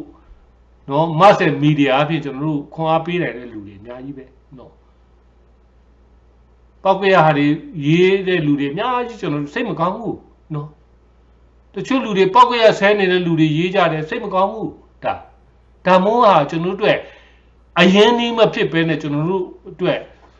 ဆွဲချစရာတွေဒီနေ့ဖြစ်နေတဲ့အရာတွေကိုဒီနေ့နားလည်ပြီးတော့မှဒီနေ့ငါတို့ဘုရားသခင်တို့ငါတို့ဘယ်လိုဆုံးဖြတ်ချက်ချနေလဲဘုရားသခင်တို့ငါတို့ဘယ်လိုတန်ထိတ်ထိုင်နေငါတို့သွားနေတာလဲရွေးချယ်မှုကကျွန်တော်တို့အတွက်ဒါမှအရေးကြီးတယ်ဆိုတဲ့ကြာကိုကျွန်တော်ရွေးချယ်ပြီးတော့မှရွေးချယ်မှုမှန်ကန်စွာနဲ့နှစ်သက်ထဲမှာတာဝန်ကျနိုင်အောင်ကျွန်တော်တို့အနေနဲ့ကြိုးစားဖို့လိုပါတယ်ဒုတိယတစ်ချက်ကတော့ do and submit wholeheartedly เนาะတယောက်ကိုတယောက်နဲ့တယောက်ဘာပဲလုပ်မေတ္တာနဲ့ကျွန်တော်လုပ်ရအောင်ဟာမင်းကတော့ငါခိုင်းဘက်ပဲဘာပဲညာပဲလောကရဲ့အရာတွေစကားတွေပြောတာအများကြီးကျွန်တော်တို့တွေ့ရတယ်နော်ကောလောသဲဩဝါဒစာမှာဘာပြောလဲအခန်းကြီး3ငယ်23မှာလူရဲ့အမှုကိုသာဆောင်ရွက်တဲ့ကဲ့သို့မဟုတ်သခင်ဖရာရဲ့အမှုကိုဆောင်ရွက်တဲ့ကဲ့သို့စေတနာစိတ်နဲ့ကျွန်တော်တို့ပြုအောင်နော်ဘာပဲလုပ်မေတ္တာမပိုင်ကျွန်တော်တို့လက်ကားပဲနော်လူတယောက်ကပြောင်းလဲသွားတယ် convertedly ကျွန်တော်တို့ပြောင်းလဲသွားတယ် converted Christian တဲ့ committed Christian နော်တယောက်ကိုတယောက်ယုံကြည်စိတ်ချအကျွမ်းမဲ့အနံပြီးတော့မှဆုံးဖြတ်ချက်နဲ့ကျွန်တော်တို့လုပ်တဲ့သားသမီးတွေဒီနေ့ဖြစ်ဖို့လိုတယ်နော်ပြောင်းလဲလုံယုံတော့ကျွန်တော်တို့မပြီးသေးဘူးနော် it's not enough for to conversion to be Christianယုံကြည်သူတယောက်အနေနဲ့ပြောင်းလဲယုံတက်မဟုတ်တော့ဘဲနဲ့ပြောင်းလဲခြင်းရဲ့နောက်ွယ်မှာ commitment ရှိတဲ့အသက်တာနဲ့ဒီနေ့သွားဖို့လိုပါတယ်ကျွန်တော်ဗမာရာဇဝင်ထဲမှာဇီဝကအကြောင်းကိုကျွန်တော်ပြောခြင်းဇီဝကဆိုတာဗမာရဲ့ရာဇဝင်ထဲမှာတမားတော်ကြီးပဲဆေးတမားတော်ကြီးဇီဝကဆိုဘလောက်စွမ်းလဲမစွမ်းလဲဆိုတာဘလောက်တော်လဲမတော်လဲဆိုတာဇီဝကဆိုတာအင်တာမှာနောက်ဆုံးသူရဲ့ဟာကလေသူ့လက်ကထွက်တဲ့နွယ်မြက်တွေသူပေးရင်လဲယောဂပျောက်တယ်နော်ဒီလိုသဘောနဲ့ဒီနေ့ commitment နဲ့ကျွန်တော်တို့လုပ်ရအောင်ဇီဝကဆိုတဲ့အာကဘယင်သူ့ဖေကဘယင်မင်းသားပဲမင်းသားကလူငယ်တဘာဝလိုက်ပျော်ပါတဲ့ခါမှာတရက်တော့ပိဋကဇာမတယောက်နဲ့ပျော်ပါမိတယ်ပိဋကဇာမတယောက်နဲ့ပျော်ပါမိတဲ့ခါမှာပိဋကဇာမကကိုဝင်ရသွားတယ်ပိဋကဇာမဆိုတော့လေကိုရလာတဲ့ကိုဝင်ကိုထိန်းမရှိဘူးဆိုပြီးတော့ထိန်းလဲကလေးကိုထိန်းရမယ်ဆိုတော့စိတ်ထားတယ်သူ့မှာမရှိတဲ့ခါမှာနောက်ဆုံးမွေးပြီးတော့သူကလမ်းမှာပစ်ထားတယ်လမ်းမှာပစ်ထားတော့ကောက်ရတဲ့လူတွေက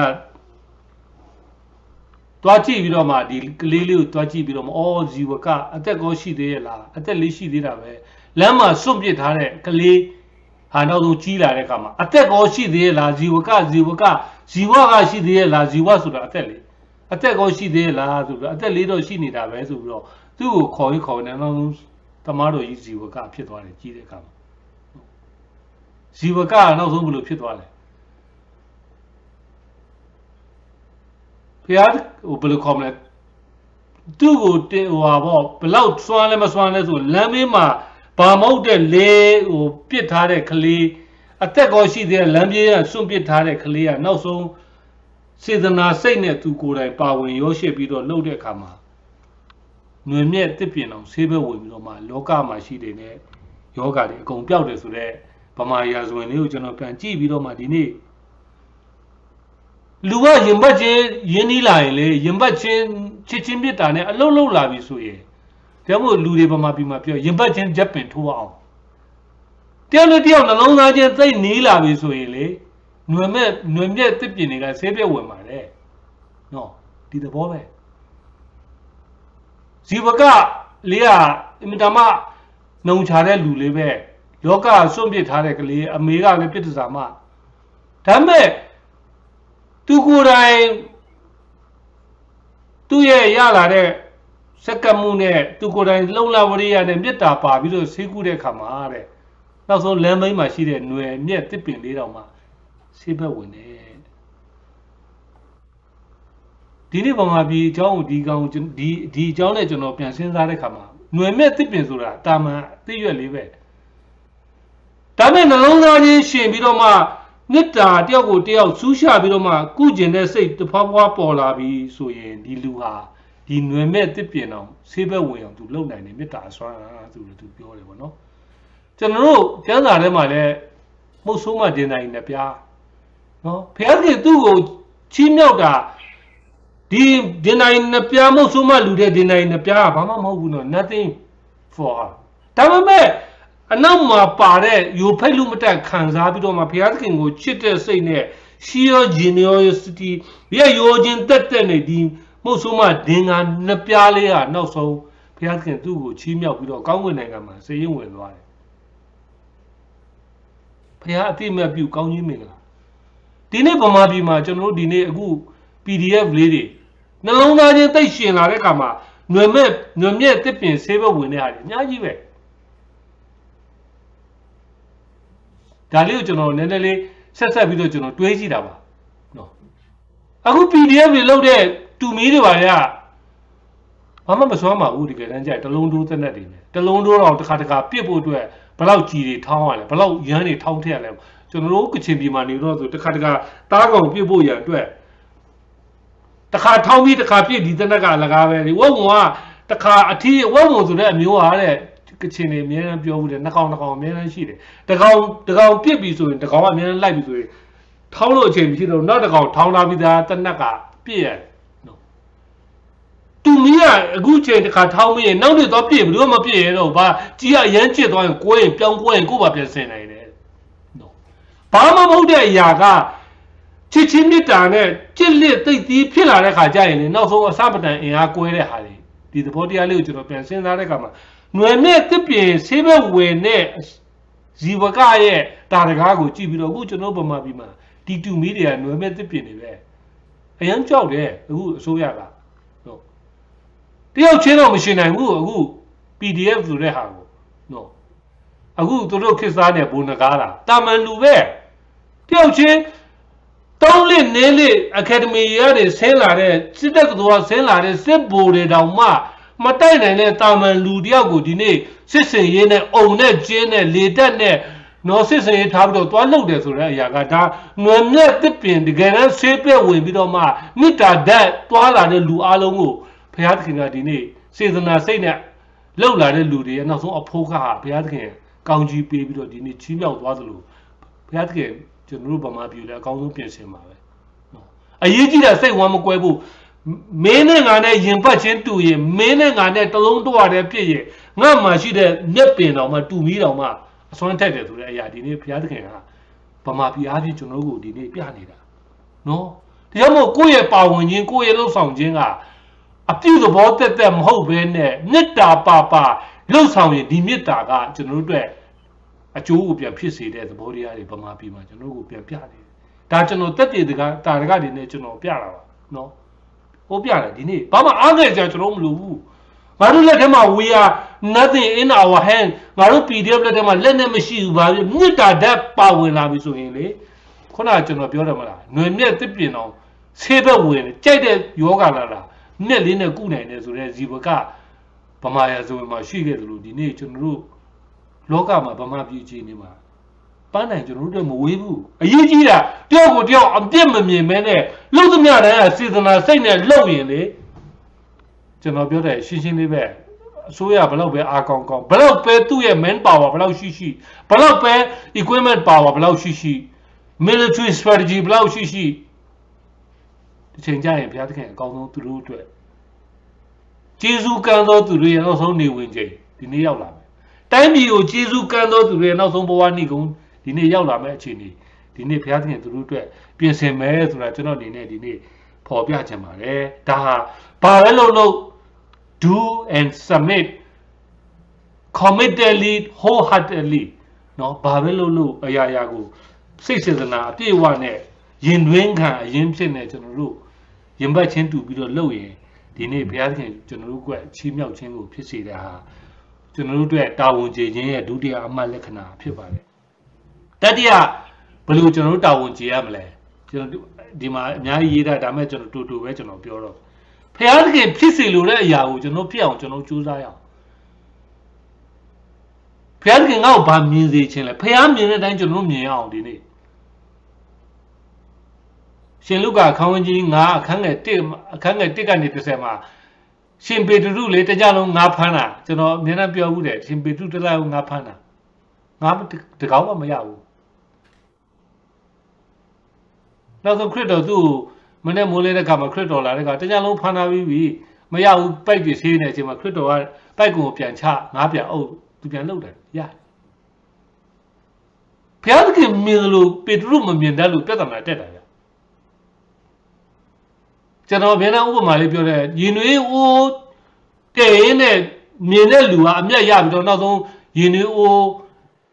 ရင်နွေးငွေအင်ဂျင်ဆက်ကိုလှုပ်တဲ့ဂျင်းဝါရင်နွေးအိုးစုနေသူမြင်နေတော့မှရင်နွေးအိုးတဲပြီးတော့ပွက်လို့ရကျွန်တော်တို့ကတော့ရင်နွေးအိုးစုရင်တောက်ဖို့ပဲစဉ်းစားပါပဲဒါမဲ့ဂျင်းဝါရဲ့မျက်စိဟာဒီရင်နွေးငွေကိုလှုပ်ပြီးတော့ငါဘယ်လိုအင်ဂျင်ပြန်ထွင်ရမှာဆိုတာဒီနေ့ရင်နွေးငွေအင်ဂျင်ဆက်ဒီနေ့ကဘာကျော်သိပ္ပံပညာရှင်ပထမဦးဆုံးရင်နွေးငွေအင်ဂျင်ဆက်လှုပ်တဲ့ဂျင်းဝါဖြစ်လာဒီနေ့သူမြင်လို့ကျွန်တော်မြင်ဖို့လိုတယ်ဂျင်းဝမြင်လို့ဖယားသခင်ဒီလေထဲမှာရှိတဲ့ငါးကိုမြင်လို့ပေတရုကျွန်တော်တို့မြင်ဖို့လိုတယ်ကျွန်တော်မှအစနော်ဖယားသခင်ကျွန်တော်ဗာမြင်စေခြင်းလေဒီနေ့တက်ထဲမှာဒါကျွန်တော်တို့အတွက်တာဝန်ကြီးမြင်ပြီးဆိုရင်ကျွန်တော်တို့အတွက်တာဝန်ကြီးခြင်းအမှတ်လက္ခဏာပဲနော်ဟာဆရာလည်းဖယားသခင်မြင်စေခြင်းလို့ကျွန်တော်တို့ချက်ချင်းတော့မမြင်နိုင်ပါဘူးနော်အများကြီးပိတ်ဆက်မှုတွေရှိဦးမှာပဲဒါပေမဲ့မြင်ရမယ်ဆိုတော့အမှန်ကန်ကျကျွန်တော်တို့မှာဘုရားသခင်သဲရတာတကတွေပေးထားပြီးသားဒါကြောင့်မို့ဒီနေ့ဘုရားသခင်မြင်တတ်တယ်လို့ကျွန်တော်တို့မြင်အောင်ဒုတိယကဘုရားသခင်ကျွန်တော်တို့ဘာကြားစေခြင်းလဲအေလိယဘုရားသခင်သူ့ကိုအနောက်နဲ့အတန်ပေးပြီးတော့ဟိုရွှေ့ပါဒီရွှေ့ပါပြောတယ်မလားဘုရားသခင်ကျွန်တော်တို့ကိုအမြဲတမ်းတစ်ခုမှတစ်ခုတော့ပြောနေတယ် indirectly အပြင်ကျွန်တော်တို့ကိုပြောနေပတ်ဝန်းကျင်အပြင်ပြောနေမယ်မိမအားဖြင့်ကျွန်တော်တို့ပြောနေမယ်တာသမီအားဖြင့်ကျွန်တော်တို့ပြောနေမယ်အသင်သားအားဖြင့်ကျွန်တော်တို့ကိုပြောနေမယ်နော်ကျွန်တော်တို့ကိုတိရစ္ဆာန်တစ်ကောင်အားဖြင့်ကျွန်တော်တို့ပြော homeless အားဖြင့်ဘုရားသခင်ကျွန်တော်တို့ကိုပြောနေမယ်နော်လမ်းဘေးမှာသွားတဲ့တရားစားအားဖြင့်ကျွန်တော်တို့ကိုပြောနေမယ်ဒီဟာဒီကျွန်တော်တို့မြင်တတ်ရင်ကျွန်တော်တို့ကြားတတ်ရင်တောင်းကြည့်ပြီးကျွန်တော်တို့အတွက်နော်ကိုတော့ကျွန်တော်တို့ဘာကြားစေချင်လဲfirst game မှာဓမ္မရာဇဝဲတတိယဆောင်အခန်းကြီး19အငယ်17ကနေ14အိမ်မှာနောက်မှပြန်ဖတ်ကြအေလိယဘုရားသခင်သူ့ကိုနောက်ကမင်းဘယ်လက်ညာနဲ့သူ့ကိုပြောတာသူချားတယ်အေလိယအတန်လာတယ်အေလိယနောက်ကနေဘုရားသခင်သူ့ကိုပြောတဲ့အတန်ကိုသူချားတယ်ဘုရားသခင်ကြီးလေးကျွန်တော်တို့ကိုပြောနေပါတယ်နော်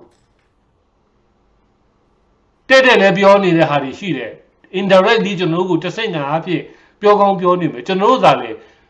တတိမမူ careless နဲ့ကျွန်တော်တတိမမူဂုံဝင်မြင်တတ်လို့ကျွန်တော်တို့မမြင်ကောင်းမမြင်နိုင်တာပဲရှိပြီ။ဒါကြောင့်မို့ဘုရားသခင်ကျွန်တော်တို့ကိုဗာမြင်စေခြင်းလဲဘုရားသခင်ကျွန်တော်တို့ကိုဗာကြားစေခြင်းလဲဒီနေ့ကျွန်တော်တို့စဉ်းစားဖို့လိုပါတယ်။နောက်ဆုံးတစ်ချက်ကတော့ဘုရားသခင်ကျွန်တော်တို့ကိုဗာလောက်ခိုင်းခြင်းလဲ location သိအရေးကြီးတယ်ဗျ။နော်။ယောနာသူ့ကိုနိနေဝေမြို့ကိုသွားခိုင်းတာယောနာသူပြေးတာတာရှုမှုကိုပြေးတယ်နော်တာရှုမှုကိုသူပြေးတဲ့အခါမှာလဲတာရှုမှုကိုသွားတဲ့သင်္ဘောကတလားတစ်ခါမှရှိတယ်ဗျအဲ့ဒီသင်္ဘောကလည်းတလားတစ်ခါမှထွက်တဲ့သင်္ဘောသူပြေးတဲ့ချိန်နဲ့ဟိုမှာသင်္ဘောကလည်း okay တယ်သ တင်မောကတော့သူရှိသေးတယ်တဲ့ဘယ်သူပေးလိုက်လဲသူပဲပေးလိုက်လားမသိဘူး prophet တို့မြည်ဒီမှာဘယ်တော့မှဘယ်လိုခေါ်မလဲပတ်စံမပါဘူးလေဟိုမှာတင်မောလက်မတောင်မှာဖြတ်ပြီးတော့သူစီးသွားသေးတယ်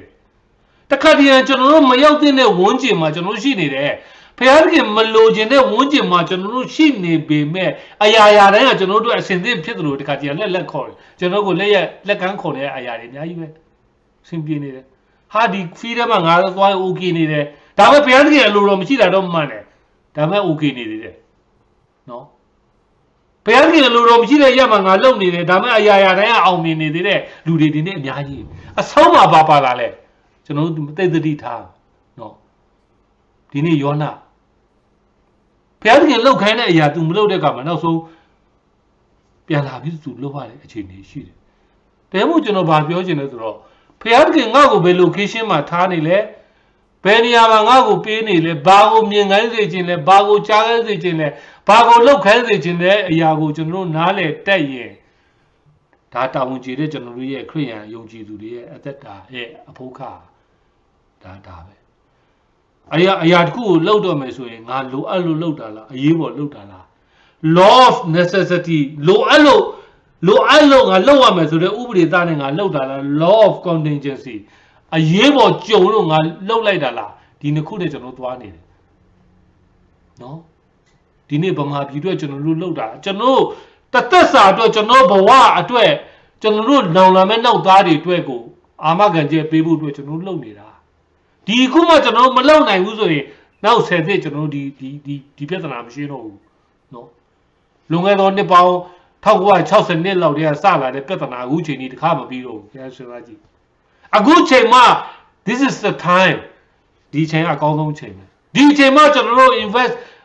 မလုပ်နိုင်ရင်အရင်နေ့မပြုတ်နိုင်ရင်အလုပ်မလုပ်နိုင်ရင်မကူညီပေးနိုင်ရင်ကျွန်တော်တို့အကောင်းမြင်တဲ့ဝါဒနဲ့မကြည့်နိုင်ရင်ဆုံးတဲ့တစ်ချိန်မလုံနိုင်တဲ့တစ်ချိန်ကျွန်တော်တို့မှရောက်လာမယ်နော်တရားဒေသနာကျမ်းမှာအသက်ပြိုစင်နူးနေတဲ့ကာလမှာတဲ့ဘုရားသခင်ကိုရှာပါတစ်ချိန်ကျရင်မင်းမအိုမင်းမဆွမ်းတဲ့အချိန်မင်းရောက်လာမယ်အဲ့ချိန်ကျရင် too late for you နော်ဒီချိန်က the good timing အကောင်းဆုံးချိန်ပဲနော်ဘုရားသခင်မြင်စေခြင်းတဲ့အရာအကောင်းဆုံးမြင်တတ်မဲ့အချိန်ဒီအချိန်ဘုရားသခင်ကြားစေခြင်းတဲ့စကားအကောင်းဆုံးကြားစေခြင်းတဲ့အရာကိုကြားမဲ့အချိန်ဒီအချိန်ပဲဘုရားသခင်လှုပ်စေခြင်းတဲ့ location ကဒီအချိန်ဖြစ်ရင်ကျွန်တော်တို့ဒီနေ့တယောက်ကိုတယောက်ဆွဲချစေတဲ့အရာတွေကျွန်တော်တို့မရေးပါနဲ့တယောက်ကိုတယောက်ဆွဲချစေတဲ့ခွန်အားတွေနော်ဆုပ်ယုပ်စေမဲ့အရာတွေကျွန်တော်မပေးဘဲနဲ့အပြုသဘောဆောင်တဲ့ supportive element အပြုသဘောဆောင်တဲ့ကျွန်တော်တို့သွားတဲ့အသက်တာနဲ့ကျွန်တော်တို့သွားဖို့ဒီနေ့လိုတယ်နောက်ဆုံးဥပမာလေးကျွန်တော်နောက်ဆုံးကျမ်းချက်လေးနဲ့ကျွန်တော်ဥပမာပေးခြင်းတယ်မက်သျူးအခန်းကြီး8အငယ်23မှာတပည့်တော်တွေဂါလိလဲအိုင်ကိုကူးတဲ့ခါမှာမုန်တိုင်းတွေ့တယ်လေမုန်တိုင်းတွေ့တော့ခရစ်တော်ကလေမှာအိတ်တယ်လေကူးမှာမုန်တိုင်းတွေ့ရှင်မာကုခွေရင်အခန်းကြီး4အငယ်35မှာလည်းဒီကျမ်းချက်တစ်ခါပြန်ပါပါတယ်နော်ကဲအိုင်ကိုကူးတဲ့ခါမှာမုန်တိုင်းပြီးတဲ့ခါမှာတပည့်တော်တွေကခရစ်တော်ကိုသွားနိုးပြီးတော့မုန်တိုင်းကိုငြိမ်းငိုင်းတယ်ပေါ့နော်ခရစ်တော်ကိုလည်းမုန်တိုင်းကိုငြိမ်းခဲ့တယ်မငြိမ်းခင်မှာခရစ်တော်ကပြောလဲမင်းတို့ယုံကြည်ခြင်းတလောက်အားနည်းလိုက်လားလို့ပြောပြီးတော့နိုးလာတယ်ဒီအကြောင်းကိုကျွန်တော်စဉ်းစားတဲ့ခါမှာတပည့်တော်တွေလိုပဲကျွန်တော် second miracle ကိုကျွန်တော်သိလို့ကျင်တယ်ဗျကျွန်တော်တို့မှအစကျွန်တော်မှအစကိုတော်ထပြီးဒီပုံတိုင်းကိုငြိမ်းလိုက်ပါလားဆိုတော့ second miracle ကိုကျွန်တော်မျှော်ကြတယ် first miracle ကျွန်တော်ဘေးနားမှာကိုတော်အတူရှိနေတာဒါ first miracle ပဲအကြီးဆုံး miracle ဘုရားသခင်ကျွန်တော်နဲ့အတူရှိခြင်းကအတူလှုပ်ဆောင်ခြင်းကကျွန်တော်တို့အကြီးမားဆုံးပထမကျွန်တော်တို့ရဲ့နမိတ်လက္ခဏာဒါပဲလူတော်တော်များများတပည့်တော်တော်တော်များများမေ့ကြတယ်ဗျဘေးနားမှာခရစ်တော်ပါလို့ပါမှတော့မသိတော့ဘူးဒုက္ခရောက်တဲ့အချိန်ကိုတော်ကအောင်မှကျင်းလို့ကောင်းလို့ပဲနော်လူ12ယောက်တပည့်တော်12ပါးနဲ့လူ13ယောက်လေပြည့်ထက်ကြည့်လေရေပြည့်ထက်ကြည့်မြုပ်ပြီလောကအနေနဲ့ကြည့်မယ်ဆိုရင်လေမမြုပ်ချင်းကဒါမီရကယ်ပဲသူတို့မသိဘူးနော်မုံနိုင်တော့ကျမ်းတဲ့အချိန်မှာဒီရေမမြုပ်ဘူးဆိုတဲ့ဒီလူ73ယောက်နဲ့လူနဲ့လေနဲ့ခရစ်တော်ကိုယ်တိုင်အိမ်မပြတ်ဘူးဆိုတဲ့မီရကယ်ကကျွန်တော်တို့မှရှိထားပြီးသားလေ ဘာလို့ဒုတိယအကြိမ်လာမဲ့ကိုတော်တက်နိုင်တယ်ဆိုတော့မှန်တယ်ကိုတော်ဒုတိယအကြိမ်လေမုံတိုင်းကိုငြိမ်းပြီးမဲ့ second miracle ကိုကျွန်တော်ဘာလို့မျှော်တာလဲပထမဆုံး miracle ကျွန်တော်တို့မှာရှိနေရက်နဲ့ဒုတိယ miracle ကိုကျွန်တော်မမျှော်ဘူးဖျားကြတဲ့ကြောင့်မင်းတို့ယုံများတန်တဲ့စိတ်ဘာလို့ရှိတာလဲဒီစကားလေးက first miracle မင်းတို့မှာရှိထားပြီးသားလေမင်းတို့ဘာလို့ second miracle ကိုမင်းတို့မျှော်နေတာလဲဒီနေ့ဗမာပြည်နဲ့စဉ်းစားရင်ကျွန်တော်မျှော်နေတာ UN မျှော်နေတာကျွန်တော်မျှော်နေတာဟိုမှာအမေရိကန်တနက်လာပေးဖို့ကျွန်တော်မျှော်နေတာ second miracle ကို first miracle ကကျွန်တော်တိုင်းပြည်အင်အားထဲမှာငါတို့လူတွေတွေးစီးဖို့ဒီမှာရှိထားပြီးသားငါတို့အတွက်ငါတို့ဒီမေတ္တာဓာတ်နဲ့လှုပ်လာရင်ငါတို့တူမီးတောင်ငါတို့အတွက်အစဉ်ပြေတဲ့တနက်အကောင်းဆုံးသူတို့တဲ့ powerful ဖြစ်တဲ့တနက်ဖြစ်လာရင်ငါတို့အတွက် first miracle ဒီမှာရှိထားပြီးသားခရစ်တော်အတူတူပါခြင်းကငါတို့တပည့်တော်တွေတပည့်တော်တွေနဲ့အတူရှိခြင်းငါတို့အတွက်အကြီးမားဆုံး miracle ပဲဒါကိုကျွန်တော်မမြင်ရင်ဒုတိယအချိန်ကိုကျွန်တော်မျှော်နေပဲမျှော်တဲ့လူတွေအများကြီးပဲနော်တကယ်လို့ဒီချမ်းချက်ကိုကျွန်တော်စဉ်းစားတယ်ငါတို့လိုနေတာငါတို့မျှော်နေတာကိုတော်လေမုံတိုင်းကိုငြိမ်းပြီးဖို့ပဲငါတို့မျှော်နေတယ်တကယ်တမ်းငါတို့နားလည်ရမှာကငါတို့ဘေးနားမှာရှိတယ်ငါတို့ရဲ့ခရစ်တော်ငါတို့နဲ့အတူပါရှိခြင်းငါတို့ရဲ့ခရစ်တော်ငါတို့နဲ့အတူရှိခြင်းငါတို့အတွက်အကြီးမားဆုံးသောနမိတ်လက္ခဏာအကြီးမားဆုံးသောစုကျေးဇူးအကြီးမားဆုံးသော occasion ကိုငါတို့နားလည်တိုင်းဒီဟာကငါတို့အတွက်ဒုတိယကငါတို့အတွက်နားသိမယ်မပြောပါတော့ဘူးနော်ဒီနေ့ကျွန်တော်တို့ဗမာပြည်အနေနဲ့အပြင်အရက်ကိုမျောပါမမျောဘူးမျောတယ်ဒါမဲ့ဒီမျောပြီးတော့ဒီမှာမေ့နေတယ်ကျွန်တော်တို့လူတော်တော်များများက UN လာမလား US လာမလားဘာလာမလဲ Security Council ပဲ R2P လာမလားဒါဒီကျွန်တော်တို့မျောကြတယ်ဒုတိယ miracle အဒီကြီးတာငါတို့အားတွေဒီမှာငါတို့ဘာရှိတယ်ငါတို့ပြည်သူလူအားတွေနွယ်မြက်တစ်ပင်ဆေးဘက်ဝင်တဲ့နှစ်တာတွေပေါင်းပြီးတော့မှမင်းလဲစိတ်တက်ငါလဲစိတ်တက်မင်းလဲဖြစ်စေခြင်းနဲ့စိတ်တက်တိုင်းပြည်ကိုကောင်းစေခြင်းနဲ့စိတ်တက်တိုင်းပြည်ကိုကောင်းစေပြီးတော့မှလူမှုဘဝတစ်ခုလုံးအတွက်လောကနိဗ္ဗာန်အပြည့်နဲ့ငါတို့ရောက်ဖို့အတွက်ငါတို့ဒီစိတ်တက်ထားရတာကျွန်တော်တို့ miracle ပဲတလုံးတွားတဲ့စိတ်တက်နော်ဒါကြောင့်မို့ဒီနေ့ဒါကိုကျွန်တော်တို့စဉ်းစားရအောင်နော်ပြောင်းလဲမှုမှန်သမျှအတိုင်းမှာအမှန်တရားအတွက်ပြောင်းလဲမှုမှန်သမျှအတိုင်းမှာဘုရားသခင်ရှိနေတယ်ခရစ်တော်ရှိနေတယ်ဆိုတော့ကျွန်တော်ဘယ်တော့မှမမေ့နဲ့နော်ဘုရားသခင်ကမတရားမှုကိုတွန်းလှန်တဲ့ဘုရားသခင်ကဖြောက်မှတ်သောသူတွေဘက်မှာအမြဲတမ်းရပ်တည်တဲ့ဘုရားကျမ်းစာမှာပြောထားပြီးသားနော် liberation theology အာဖရိကမှာဖြစ်လာတယ်နော်မင်ဂျုံ theology ဟိုကိုရီးယားမှာနော် water buffalo theology ဟိုဂျပန်မှာဖြစ်လာတဲ့ theology တွေကယုံကန်လှုပ်ရှားပြီးတော့ဒုက္ခစနစ်ဟောင်းနေအကျင့်ဆိုးအားနေဘုရားသခင်သူတို့ကိုလွတ်မြောက်တော့ခွန်အားနဲ့ပေးပြီးတော့မှကဘာမှာအင်မတန်မှနာမည်ကျော်တဲ့ဘုရားရဲ့တကူတွေကိုရေးခဲ့တဲ့ theology တွေထွက်လာတဲ့ theology ရှိသလိုကျွန်တော်ပုံမှန်ပြည်ကဒီနေ့ဒီ theology ထွက်လာမယ်နော်ယုံကြည်တတ်ပြီးတော့မှဘုရားသခင်နဲ့မှန်ကန်တဲ့အသက်တာနဲ့ဘုရားသခင်ခရိယန်ဟုတ်မဟုတ်နော်ဘုရားသခင်ဖြစ်စေလိုတဲ့အရာကိုငါတို့လည်းဖြစ်ရမယ်ဆိုတဲ့လောကမှာတူညီတဲ့စိတ်ထားနဲ့ရင်းကန်နဲ့ဖြူစင်တဲ့မေတ္တာနဲ့သွားလို့ရှိရင်ဒီနေ့ဘုရားသခင်သူတို့ဗမာပြည်ကိုအကောင်းဆုံးဘုရားသခင်ပြင်ဆင်ပါပဲเนาะအရေးကြီးတာကဒုတိယ miracle လာမဲ့ miracle ဝေးတဲ့အရာကိုမျောခြင်းတဲ့အတူရှိနေတဲ့ဘုရားအီမာနူရငါတို့ကဟိုဇန်နဝါရီ1ရက်နေ့ကနေငါတို့ဘေးနားမှာရှိတဲ့ဘုရားရှိုံနဲ့မက present နဲ့မကဘူးတချို့ present ဖြစ်ပြီးတော့မှတည်တဲ့လူတွေအများကြီးပဲမလုံမရှုပ်မပြုတ်တဲ့ဘုရားအနေနဲ့မဟုတ်ဘဲနဲ့လှုပ်ဆောင်ခြင်းရောရှိခြင်းရောလှုပ်ဆောင်ခြင်းရောပါတဲ့ပထမ first miracle ငါတို့ဘေးနားမှာအတူရှိနေတဲ့ဘုရားသခင်ရဲ့အကြီးမြတ်ဆုံးသောနိမိတ်လက္ခဏာကိုငါတို့ရှိပြီးသားလူတွေပြီးဒီနေ့နှစ်သက်ထဲမှာနော်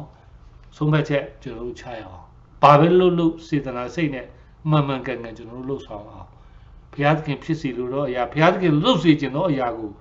ဂွင်းဒီချက်တိကျွန်တော်တို့လှုပ်တတ်ရင်ကျွန်တော်တို့ဒီတာဝန်ကျေတဲ့သားသမီးတွေဖြစ်နေနှစ်သက်ထဲမှာဘုရားခင်အလိုတော်နဲ့အသက်ရှင်နိုင်တဲ့သားသမီးတွေဖြစ်နိုင်ဖို့ရန်အတွက်ဒီတမန်ကျမ်းစာအဖြစ်ခွန်အားပေးကြပါတယ်ယေရှုတင်နဲ့ရောက်စီဘုရားရှင်ကောင်းကြီးပေးပါစေအာမင်